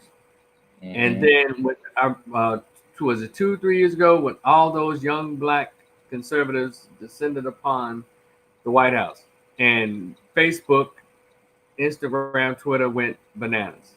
Mm-hmm. Look at those. They are of a cult. They're brainwashed. Uh, Uncle no, little Uncle Tom's bootlickers. You name it all. Coons and Mm-hmm. Sambos. I said, wait a minute. Mm-hmm. I wrote a whole arc. I said, wait a minute, damn it. Those are our young people. They were 18 and 30 years old, 18 and 28 years old. I said, those are our young people. Mm-hmm. Don't throw them away because of their political leanings. Those are Mm-hmm. not the young people who will be somewhere having a bunch of kids out of wedlock and joining a bunch of gangs. Because what I saw was a bunch of articulate, educated sounding, clean, well presented young black men and women. And Mm-hmm. for the masses of blacks with the D.L. Hugleys and all these folks, celebrity blacks, calling these young people names. Like, Mm-hmm. wait a minute. So, but see, you can't tell people who to vote for, who to support. Can't nobody tell you. But if we're black, we're supposed to go after the biracial president who attacked black men every Mother's Day and Father's Day, and his wife continues to attack men with her feminism and black men. And we're supposed to call this biracial guy black who clearly had a white mama. Are y'all kidding me? So if you don't drink that Kool-Aid, everything else, you must be drinking the Kool-Aid. And I guess it's the first white president that this country has ever had. And I guess racist, if we're gonna go there. So I just found it amazing. I was really pissed and offended. Don't call them those names. Those young people didn't deserve. They don't make rap music that call black folks the N-word or tell black women where to put their mouths and how to handle their bodies sexually and bitches and hoes. They don't make that kind of music. It's these Obama loving young people that y'all in love with. Those are the Mm-hmm. Sambo and the Coons, if you know what Sambo and Coon really means. And then those are white Absolutely. on the names. Y'all gonna call that. So I was really pissed that they went off on our young people. That was the time Terrence was there and some young brothers I see on my Facebook page. Shout out to Marcus Brown. Uh, Yeah, yeah, yeah. Shouts to Marcus. Shouts yeah. out to Uber guys. Shouts out to Oh, Justin Sharice. Wilson. Justin Wilson. That's how I came across young Justin. He's really Mm-hmm. yeah. And I have to tell them he's more Seventh-day Adventist than a damn Republican and conservative because he's more Seventh-day Adventist, than Yep. anything. And so I didn't. And Justin is an articulate, smart young brother. No kids out of wedlock. No offense to those. I'm just saying he has done all the right things. He was married and all that stuff, and to a black woman, by the way. And so I Praise don't God. understand. I said praise God on that. Yeah, he was. I mean, he had a sister, and I'm Justin. Not putting your business out there, but he said he hopes to meet another sister. who accepts who he is. And then it Mm-hmm. goes back to the question of acceptance among our people. But I didn't care for that. I didn't care Yeah. for that attack on them. I don't like it when they attack. And I would say this is very interesting that during the Democratic convention, there were so many black folks on there giving speeches and speeches. Not one during that convention. I read an article, a Facebook page, or a blog where anybody was referred to as a coon, a bootlick, a sellout, ass kisser, none of that. But soon as those 5 or 6 black folks, if there was that many at the Republican National Convention that spoke, Mm-hmm. bootlick, Uncle Tom, sellout, shoe booty. That's DL Hughley's word. Right. Lost, drinking the Kool-Aid. I said, but see, y'all wonder why these black folks won't hardly fuck with the masses. They're in high positions. Y'all talking about people getting positions? Well, yeah. But here's the part that's really funny. The Attorney General of Kentucky, he got his little white girlfriend, pet, all doing the Brianna thing. He Mm-hmm. proposed to her like he ain't studying your ass. Call him what you want to. But it's more interesting. I'm going to throw something else and I'll stop talking. He's a member. I've learned. I have to look it up. I think he's a member of Phi Beta Sigma. And Vernon Jordan is a Kappa. Vernon Jones, he may Vernon be Jones, a Kappa. I think he's a Kappa Alpha Psi. And it's so funny when Kamala came out, the AKAs all came out. That's our soror. Yeah, we all support her. Mm-hmm. And number 2, I saw a post of the entire Divine Nine. We stand with our sister. So my question to them is: so y'all gonna stand behind this brother who's Sigma? He's has a high office there in Kentucky. What about Brandon Jones, a Democrat, but he supports Trump, but he's a member of Kappa Alpha Psi. So I let the one I mentioned earlier, Jerron Smith, member AIA. I'm not gonna support him because who he works for. Well, I say, it's just something wrong with these groups of folks. Now these are actual black people. Kamala's not even black. Kamala ain't even black. But y'all called Omarosa mammy and sellout and all this because of who she worked for. But Kamala, when Kamala just 4 months ago, Kamala called she alluded to the fact that Joe Biden was a racist. She said, I believe them. You know what she said? I believe them. But now all of a sudden, so it's something to that. She likes to lock black folks up, and he made laws to lock black folks up. So they're together. You can't tell these silly people. So I don't have the debate with them because all I'm waiting for is November 4th. If your prediction is right, man, I'm telling you, it's going to be some grown-ass black dudes passing out. Oh! Yes, it is. With a big blanket from church. You know how they put when the old women fall out from shouting, they put the blanket over them. There's going to be a bunch of y'all old big-ass black dudes going to pass. I ain't going to need pink blankets. It don't make no damn sense. None at all. I said, because as a black man, I don't fool with Kamala because you're not going to lock me up and then make excuses. I'm not saying, and then these Negroes talking about did they commit a crime? That's not even what we're talking about. We don't have a problem with people being arrested for committing a crime. We're talking about fair sentencing. Fair sentencing. Did she do it fairly? That's the big damn debate. But no, people like to play games. Yep. And Biden, can people change? Wait a minute. Have Jews ever asked if Hitler could change? But we got to give him another chance. I'm like, get out of here. So wait, so those people could change, but Trump can't change.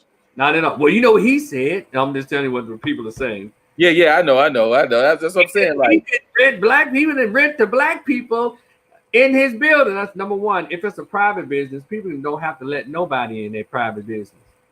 Number two, most of y'all who accuse him of that live in suburbs with no black people in there but your family. So you don't want to live around black folks. Hold up.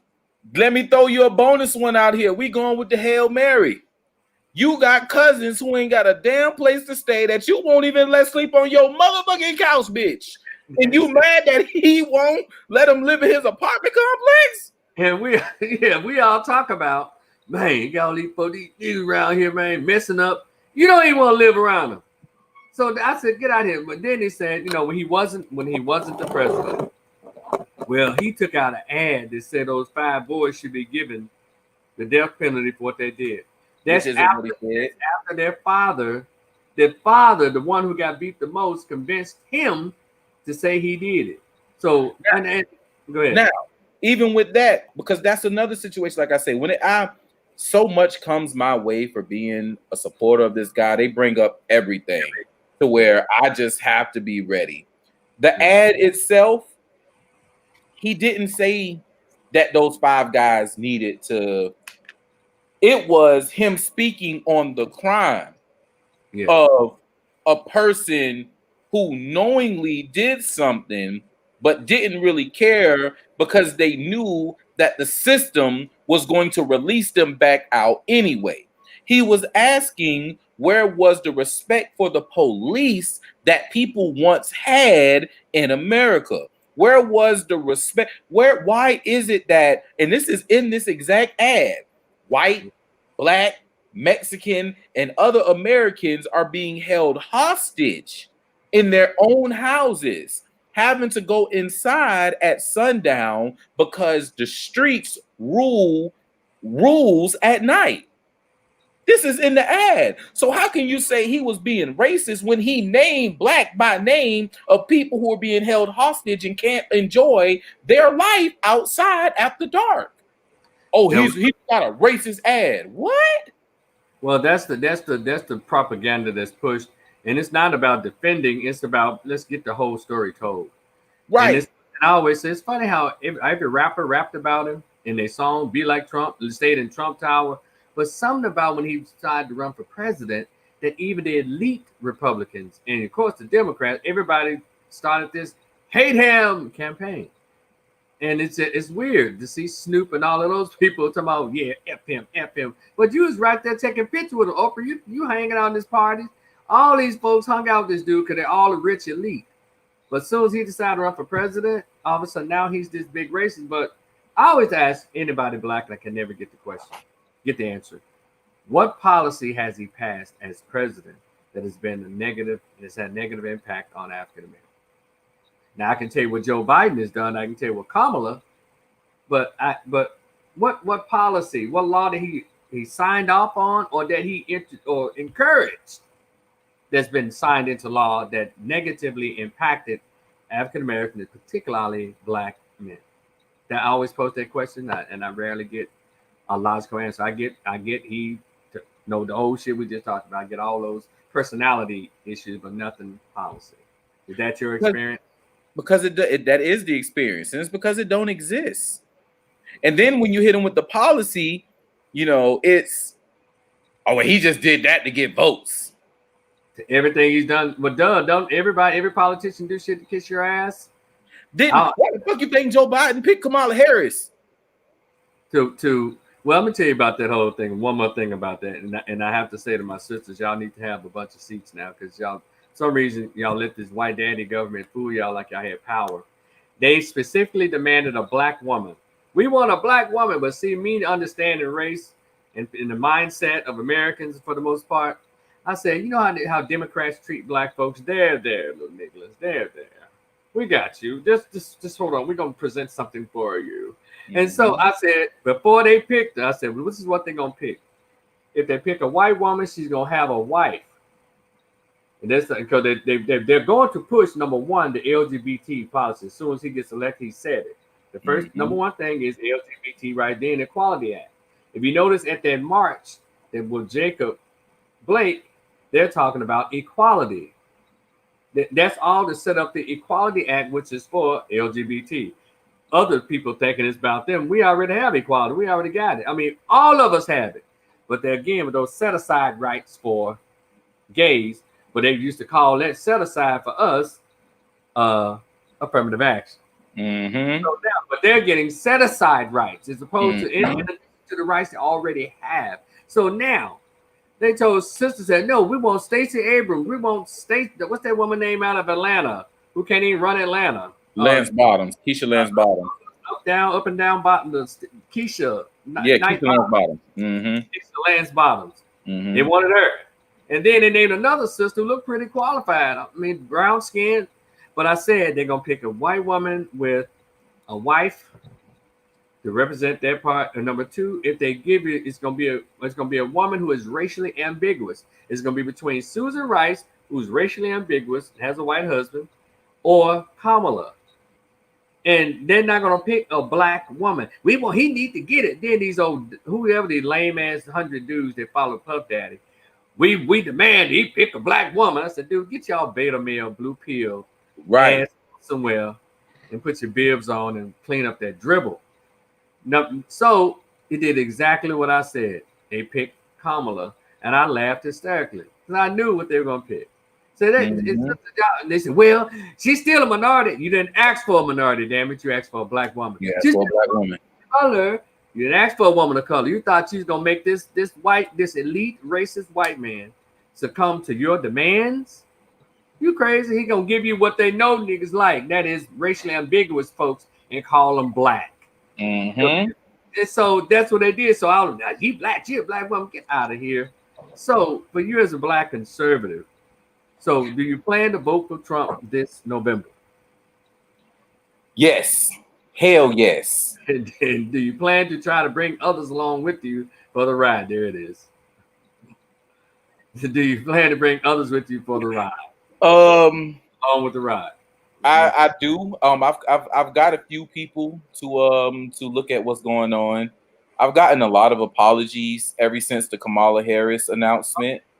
Yeah, I've got a lot of people who realize it took Kamala Harris for them to be like, all right, bro, I see what you're talking about now. Like, I see you now. You know, I've had people who went back and looked at the Trump policies. On my Facebook page, I have a whole album full of policies. You know, the HBCU one was the only one. There was the Music Modernization Act that gave us more control of our copyrights. There's regulations that are being cut that are opening more doors for business owners, for blacks to open up businesses. Just in its first year, there was. You mean opportunity zones? No. I did that. Nah, that's something completely different. Which opportunity zones is something major as well. Is definitely something major as well. That is working for us. But there's some things with opportunity zones that we have to be on point in order to take advantage of those properly. And we've been educated so horribly when it comes to opportunity zones to where, you know, we aren't even paying attention. We let people like T.I. come in and say, oh, well, you can't even use opportunity zones unless you're rich. When the whole point of opportunity zones is for rich people to put their money in an account so that community development corporations and community leaders can in turn go to this opportunity fund and say, hey, we got this plan right here. We need X amount of dollars. And then the fund, if they sees it fit, releases the money to the organization for them to revitalize their community. Exactly. So the most advanced, like, it's a win-win for the people who ain't got no money and the rich people, because the rich people, instead of just having money they can't make money off of, now they're making money off of it. Okay, and so, okay. So you got I had to get a little brief on the opportunity because you brought it up, which I was gonna mention it, so I wouldn't appreciate that. I want to. Okay, and we can talk. You know, I'm glad to come on again with that. Yeah. Say it again. Run one day. I said you're correct. That'd be awesome. Among other things, we talked to it at a later point and later time. But I want to throw out this sister by the name of Sunny.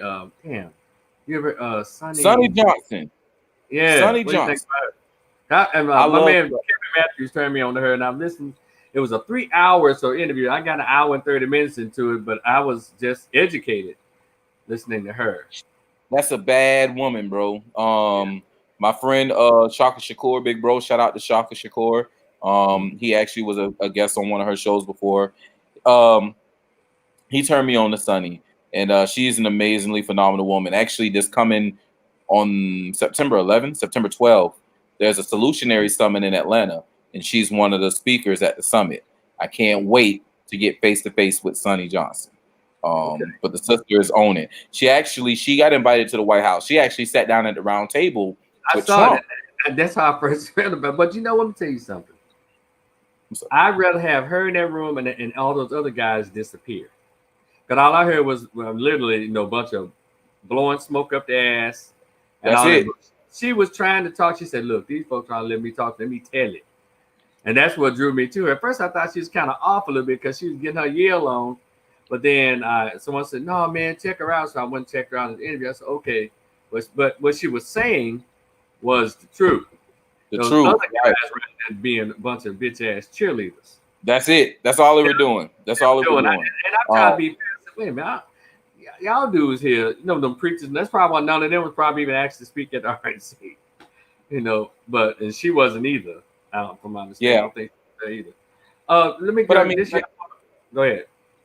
I'm saying it's because, you know, also, you know, people know of her, but she isn't like, she's not that well known to have pulled the pull of the RNC. You know what I'm saying? You got Herschel Walker. Let's just look at the blacks that spoke. You got Herschel Walker. You got Vernon Jones. You know what I'm saying? Herschel Walker's a football player.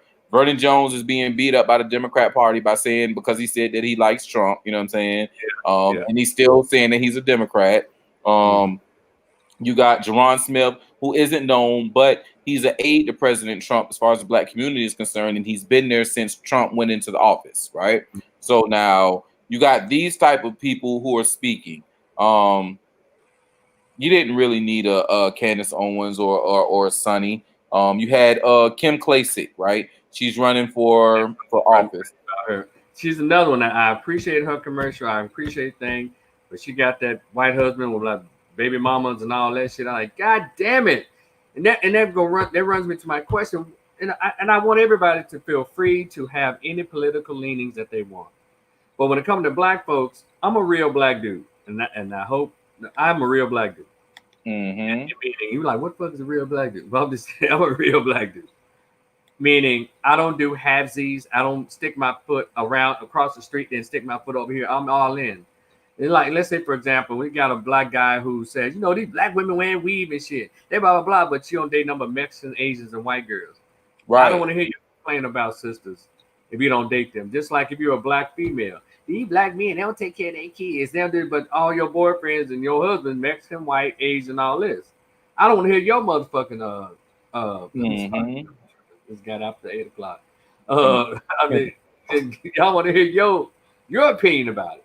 Right. Now, I have a problem with a black conservative with a black wife because somewhere in there's some blackness being shared in that space. But what Dr. Francis Wilson said, who you lay down with, who you marry, is who you share your philosophies with. So, and I appreciate everything she said, but little mama, what you doing? I mean, what's really going on? And some people say, I don't care if she married to a white guy, but I'm just like, you know, how come we're not this creative and this really concerned when it's just us? You go on to the other side and say, you know what, black people, Candace Owens, I call it the Candace Owens thing. Great idea, smart, cute, but Candace, I can't roll with you like that because I'm cool with everybody, but I don't just be the only sprinkle of black pepper in the bowl of rice. I don't do that. I don't do that. And I don't trust white folks like that because they seem to only like the blacks who seem to be putting blacks in their place. Right. You know, right. That's a whole fun. which is basically what it is, you know. And you know, I'm equal opportunity.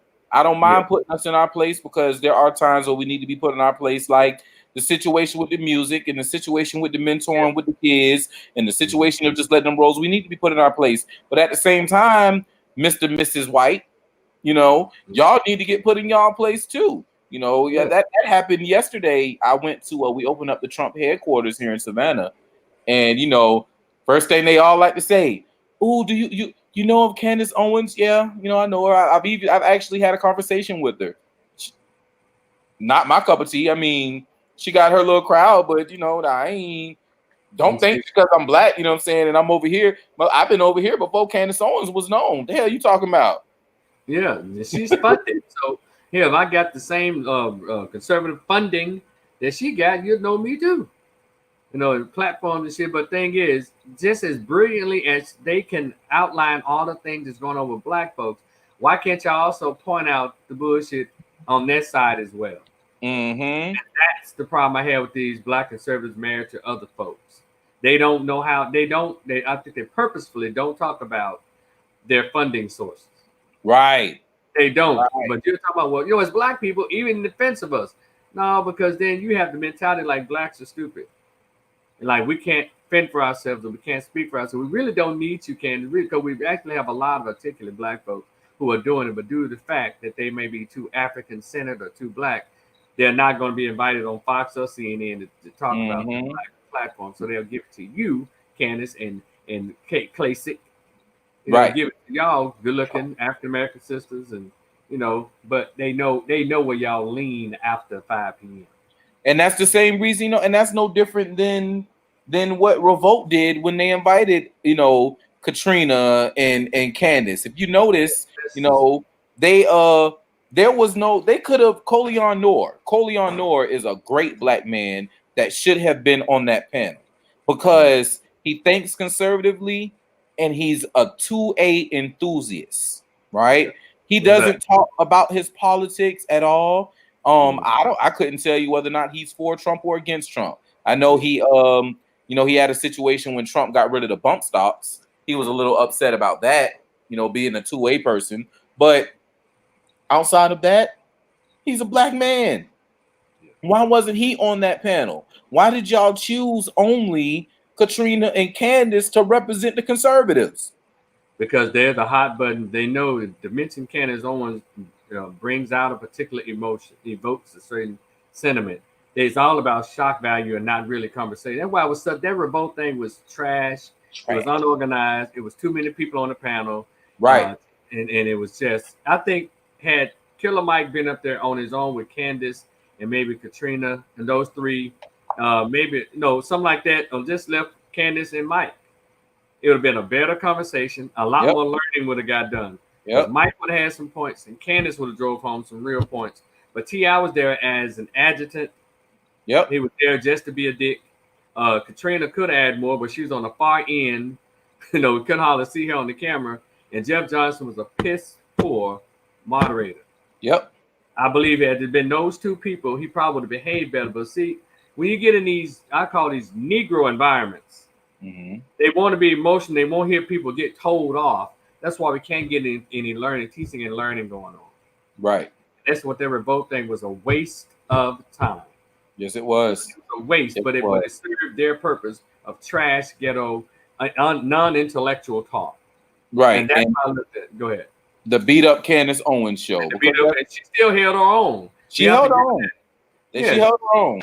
And that's why, I was okay with, because like I say, regardless of the fact, T.I., you're a man and you call yourself the king of the South. Do not be disrespectful to the black woman that way when she's in the process of educating, when she's in the process of awakening our people and letting them know the knowledge.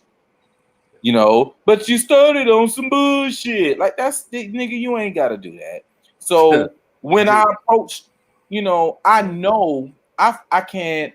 I was well in the like 700,000-800,000 club when it comes to followers on Twitter. Okay. All right. They knew when I tweeted at T.I., it was about to go do numbers. They knew what was about to happen. They couldn't afford it. So it was like instantly took my page. Gone. He must have reported, his people must have reported. Had to. Oh, he seen it and was like, oh yeah, you gotta go. He gotta go. Get him out of here. Yeah, these protected class of folks. But let me ask this, I guess this last question, because let's see. We took care of who you're gonna vote for. Took care of that. I mentioned a few conservatives to get your opinions about them. And finally, about black men in the Democratic Party, Conservative Party. Because Trump was able to benefit off at least 12, 8% in 2016, or 9% of black male vote. And I think he's probably going up to between 12 and 14% now. Do you predict there'll be more black men voting for Donald Trump on election day? Absolutely. I do predict that there will be a plethora. Say it again. What do you think the number will get up to by that time, by November 3rd? By November, it depends. So there's a lot of things going on in the background. There's a lot of people who are about to get charged with some particular crimes. Depending on who gets hit with those charges, man, I'm seeing 30 or better. Okay. And I would go so far as to push that we can get 40% of black dudes to get away from that damn Democrat. Why do you think Democrats never or hardly ever come to black men to ask or cater to them to get their vote support? Why do you think they never get that? Two reasons: because they know, first of all, most black men, like wise black men, are conservatives. They know that.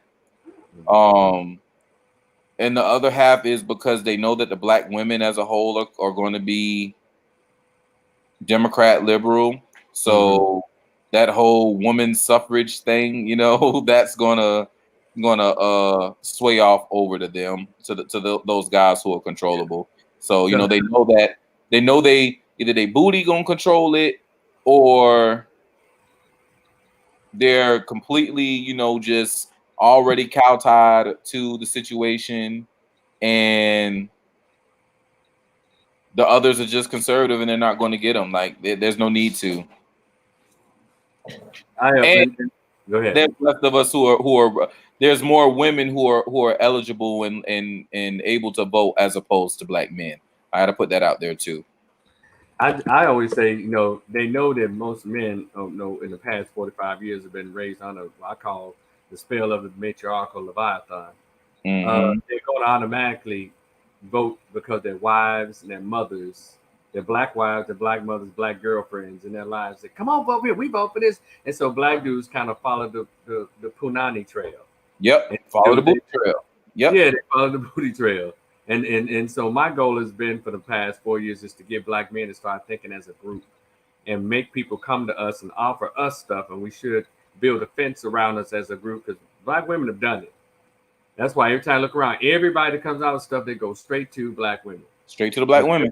Yeah, and men, we will have to start from scratch to build that same kind of platform or the same kind of group. And you are correct in that. And so, but I want to do this. Let me see. Ernest asked if I'll have you back. Yeah, I say, yeah, I hope so. And I want to do, if you have a couple of minutes left, if there's anybody in the chat room who'd like to pose a question, come on and talk to him and pose a question to Mr. Benjamin Adams, avowed, self-proclaimed black conservative young guy. Going to vote for Trump. He's voted for him before. This is your first time vote for Trump, or be your second time? This will be my second time. Okay, second time. Please click on the link if you want to come in and pose a question or write your question down. I'll read it out loud. For those of you who are in here, if you have a question, if not, but ahead of time and give people a chance to make up their mind. I want to go ahead and thank you so much, Benjamin, for coming on and accepting my request. And before I leave, I want you to give out your IG and Twitter information. All right. So thank you so Twitter, much for coming on. Twitter, I'm gone. I'm not there. My companies are still there. DJ Protocol on Instagram. DJ Protocol on Facebook. It's Protocol PRO, the number 2 KALL. I just dropped it over in the chat. DJ Pro PRO 2 KALL. Pro 2 That's call. it. That's it. Defund or reform law enforcement. Reform and pay attention to the funds. I won't say defund. I say audit. Okay. Audit the police. Find out the money trail. See where the money is going. And then redirect the money, because we wasn't caring about the money calls before. So obviously the money isn't a problem. So audit the police, find out where the money is going, and reform. It's funny because I have a real great relationship with my sheriff here in Savannah. I have a real great relationship with the police chief here in Savannah. And right before the George Floyd situation happened, during coronavirus, I was a part of. Oh, and you had asked about this too. I work for my brother's a Democrat state representative here in Georgia, and we were doing the Feed the Cities event in Savannah. Coronavirus was bad. It was hard for people to eat, hard for people to do things. So we teamed up with some partners around the city, business owners, farmers, meat processing plants, the drink companies, and we got a whole bunch of food and stuff. We packed up bags and boxes, and we had this major drive-through that was going on out in different places. We had people line up in cars, they pop their trunks, and we were putting the food, in the giveaways, in the vehicles, so that no contact, but they can at least get through 2 weeks or whatnot. So me and the police chief was talking, and I told him, hey, we need to get together. I really want to, because his whole thing was he wanted to be more communal. And before coronavirus, we had a meeting about actually getting in the Black community, stopping these killings that are going on, mitigating things. So we had set up a meeting right after Memorial Day that me and him would get together, and we would start talking about some things that we would like to see come to fruition in the City of Savannah Police Department. Well, we all know earlier that week, the Memorial Day week, is when George Floyd got killed. Yes. Excuse me. So that threw the meeting out the door. Hadn't had the meeting yet. We've talked, but we hadn't had that meeting that we wanted, because ever since then, it's just been a downhill spiral into the abyss. Yes. I was meeting up. I believe in reform. I believe in setting up things and being more communal. I believe that police officers should be from the city, and more specifically from the communities that they are policing. So, that comes with, again, getting with our people and reshaping the narrative. Instead of saying F the police, nah, I'm finna get in there and I'm gonna be the police. So y'all ain't got to worry about no foolishness when I pull up on the block. And you would think that would be the thing that people want to do. You would think, but there's more than one ways to skin a cat. Yeah. So we're just looking over here at the YouTube channel here. Democrats and Republicans, just be knowledgeable. First of all, any Black man who can say that they want to be a Democrat, even me and my bros, we have conversations. I know a lot of people line up, especially the Black politicians, the males, because of the Black community and the stigma that comes with being a Black Republican. But you just got to look at the truth, and you just got to stand on truth. I don't care if you start another party, which is what. That'll be awesome. Future conversation. But new party. You don't have to take the same two parties. I told Republicans yesterday. I told some white Republicans yesterday, y'all are not the party of my ancestors. Whoa. Y'all are not the parties of the abolitionists that was here to make sure that everything was equal. And they looked at me like, wait, what? Yeah, this is not what you are. You bow down to these Democrats. You let them say whatever, and it is what it is. You guys stop going to the Black community because the Democrats started saying that y'all was racist. Instead of combating it, you just bent over and took it with no lube. How about this? I just think I have a friend I'm from Memphis, and I said, Dallas, and I live in Dallas, but in Memphis, I said if I were to ever run for a political office, it'd be that of a conservative. Mm-hmm. And there should be a conservative party. Now you have Republican and Democrat. If you are a Black person and live in Memphis, or just like in Georgia as well, shout out to Vernon Jones. If you say I'm an independent in Memphis, they would say, well, but an independent Republican. But the Black conservatives who think like you and think like me are the ones who probably should form their third party and go on to what's called an education tour. So I know when y'all think about Black conservatives, y'all think about these right-wing white Christian folks, and you think about Republicans. But there's, I guess, another branch or whatever. But we're the ones who are trying to bring conservatism as it relates to expectations and behavior to Black folks. Mm-hmm. And that's how you go back to the Black hoods and ghettos and express that. It'll take a while to get them to get educated on. No, we're not connected to them. But me saying, hey, 15-year-old girl, because you got a vagina, that don't mean a baby's supposed to come out of it. That's conservative. state representative who is a Democrat out of Memphis hosts some citywide baby showers, which encourages out of wedlock and single motherhood pregnancies. See, that's the kind of Democratic shit that's going on. And as a conservative, like, oh, we're not gonna put our money into that. We're gonna put our money into things that actually build families. Right.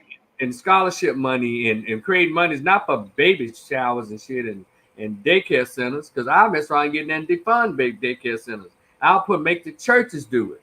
Right. But I would use tax dollars to do it. Right. Church, no, y'all want to be money. Let the church take it. I put y'all are 501c3. Let everybody come over there to the church and do it. But I'm not going to use dollars that we can use to build infrastructure, to say we're going to put money in education. You say, well, where all the $30 million go? To scholarships. You don't want to go to a trade school or college, damn it. Anybody's, and I would take the money that they use for Section 8 and say, hey, 18 to 35 years old. If you don't have Down syndrome, you don't have a mental illness like schizophrenia or PTSD and all that. If you're not 65 years and older, you don't need no Section 8. You don't need no food stamps. You don't need no welfare. That's for, I'd say, the food stamps and welfare for people in the age group of people who are college students. If you've gone to college, I've gone to college. I went to Grambling State University. We both went to HBCUs and Law Jesus. We know about Hungry Nights. And when money is like sometimes questionable. Right. I would give that money to people who are working on a 4-year degree. And when you get, let's say you graduate, but you want to move off campus to go to graduate school, you get a Section 8 voucher. And you want to go to law school, Section 8 voucher. And even as undergrad, you get your junior year, you want to move off, we give you a Section 8 voucher, but you have to keep that 3.0 up. And you even get food stamps. I give you the welfare money, about $150 in money. Because see, this is what builds. Giving money to people laying on their ass and smoking blunts and receiving a bunch of penis payments, which I don't have a problem with your sexuality and sexual activity, but if you're healthy, if you want to make that deal, you pay for it, male or female, you pay for it. But I'll definitely, as a conservative, say, look, we're gonna reform these child support laws. Since you ladies, y'all love to say it's 50-50. When the family, I will order somehow get the district attorney or the attorney general to order the judges say this. If they're saying it's 50-50, it takes 2 to make it. He's ordered to pay $500 a month. She's ordered to pay $500 a month. And the money goes into a coffer for the child's future. You think they want child support then, Benny? Absolutely not. It's funny. It's funny you said that, right? Because this morning I got a conversation. I got a phone call about just that topic. So me and you'll talk offline. But from what we started talking about yesterday, something completely manifested this morning to where that's the mission right now. You know, if I'm on the 50-50. So if he got to pay 5, you got to pay 5. He needs 6 months of visitation. You need 6 months of this. Like, this thing gonna be 50-50. And if it can't be 50-50, then get rid of it. That's get rid of it. Pay for it yourself. I guarantee you, when they have to pay for their babies themselves, these little out of work, high school, college girls, whatever side they want to have a baby, guess when they have to pay for it, because I was listening to a YouTuber, he says women are the cheapest people on the planet. And they can't help it because we're groomed to pay for them. We take them out on dates. They come in there with their hair done, nails done. They ain't gonna do nothing but sit there. And me and you struggling to make sure we got enough money to pay for both our goddamn meals. Both our shit. You want me to pay? You want me to pay my food, your food, my clothes, your clothes, my hair, your hair, my light bill, your light bill. Like, what is you supposed to do? I'll give you some pussy, but 30 minutes. I don't want seconds. I guess. 30. Wait, you know. 30 minutes. Wait, so you want to give me 30 minutes of pleasure, and I just had to pay 80 hours of work? Yeah, and I worked 2 weeks. I got my paycheck. That's okay. I'm gonna do this. I'm gonna even go pick up because some people ain't got no car. I'm gonna send her an Uber. You know what I'm saying? So that's why they so cheap. Because if they're cute enough, they ain't got to pay for nothing. That's a whole other conversation. Yep. If they're cute enough, another day. And there's this white guy on YouTube, Tom Likas says, you know, you have these women with PhDs and all that because hell they had to because they didn't have any dates on Friday nights, so they was at home studying. You know the ugly ones, but the pretty ones don't never have to go to college, and that's the Ever. truth. That's Ever. the truth. If they The do, they pretty do. women don't ever have to do shit if Yep. they understand if they work their cuteness correctly. But anyway, we're gonna go into some other stuff out, But that idea has been across my mind, as far as starting a third party. It can be independent, what have you, but I'll say a conservative party. And we probably get some white donors. They probably think we're on about what they're doing. We, as conservatives, we don't hate black folks. We're trying to get us back to those black folks who were first freed in 1865 to get back to that building, creation, and family structure spirit. That's it. This liberal integrated, what do you say? Shit, what's that word? I looked it up. Capitulation. Capitulate. Capitulated state that we're in. It's not working for us. It's not at And all. that conservative, sure we got a gay cousin, but your gay cousin don't run shit up in here. Right. They ain't got no policy. They just the gay cousin. Well, that's your gay daughter. She don't run shit up in here. Her policy, her politics don't permeate this household At or all. his policy, whatever, at all. So that I appreciate that thought of among many that's come out of this 2 hour and 16 minute conversation. It flowed effortlessly, and I appreciate you opening up and sharing everything because this platform, if I didn't share with you yesterday, was it? Yeah, It was most obliged, man, to be invited. Honestly, I don't get this too much more now that I become super vocal on speaking out on Brother Trump. Oh, or did we freeze? Or did we freeze?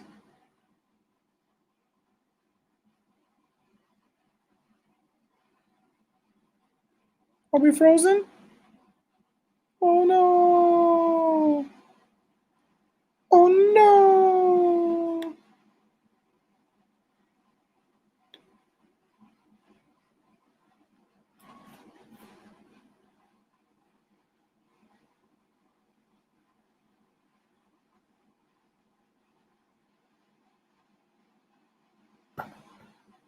Oh no!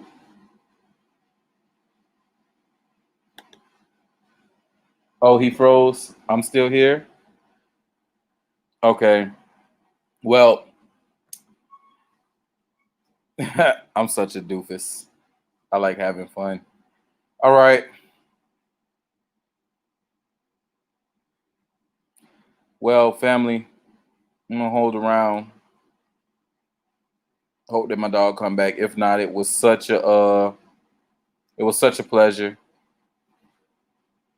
It was such a pleasure being here with y'all. Thank you again, Rico, for the invite.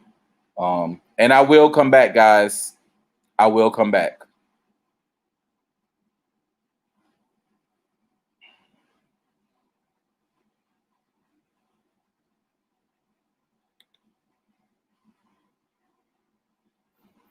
Yeah, I don't want to take over his show, Ernest, man. It was real. I got you on Insta.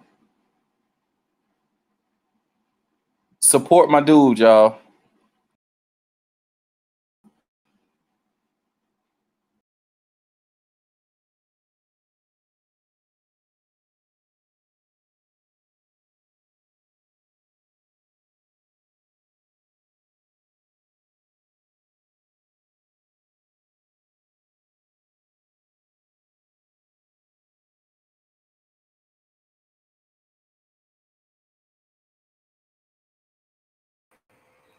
hey y'all, I'm back and accidentally knocked my man out, and he may come back. Sorry about that, Ern, and everybody who's still here.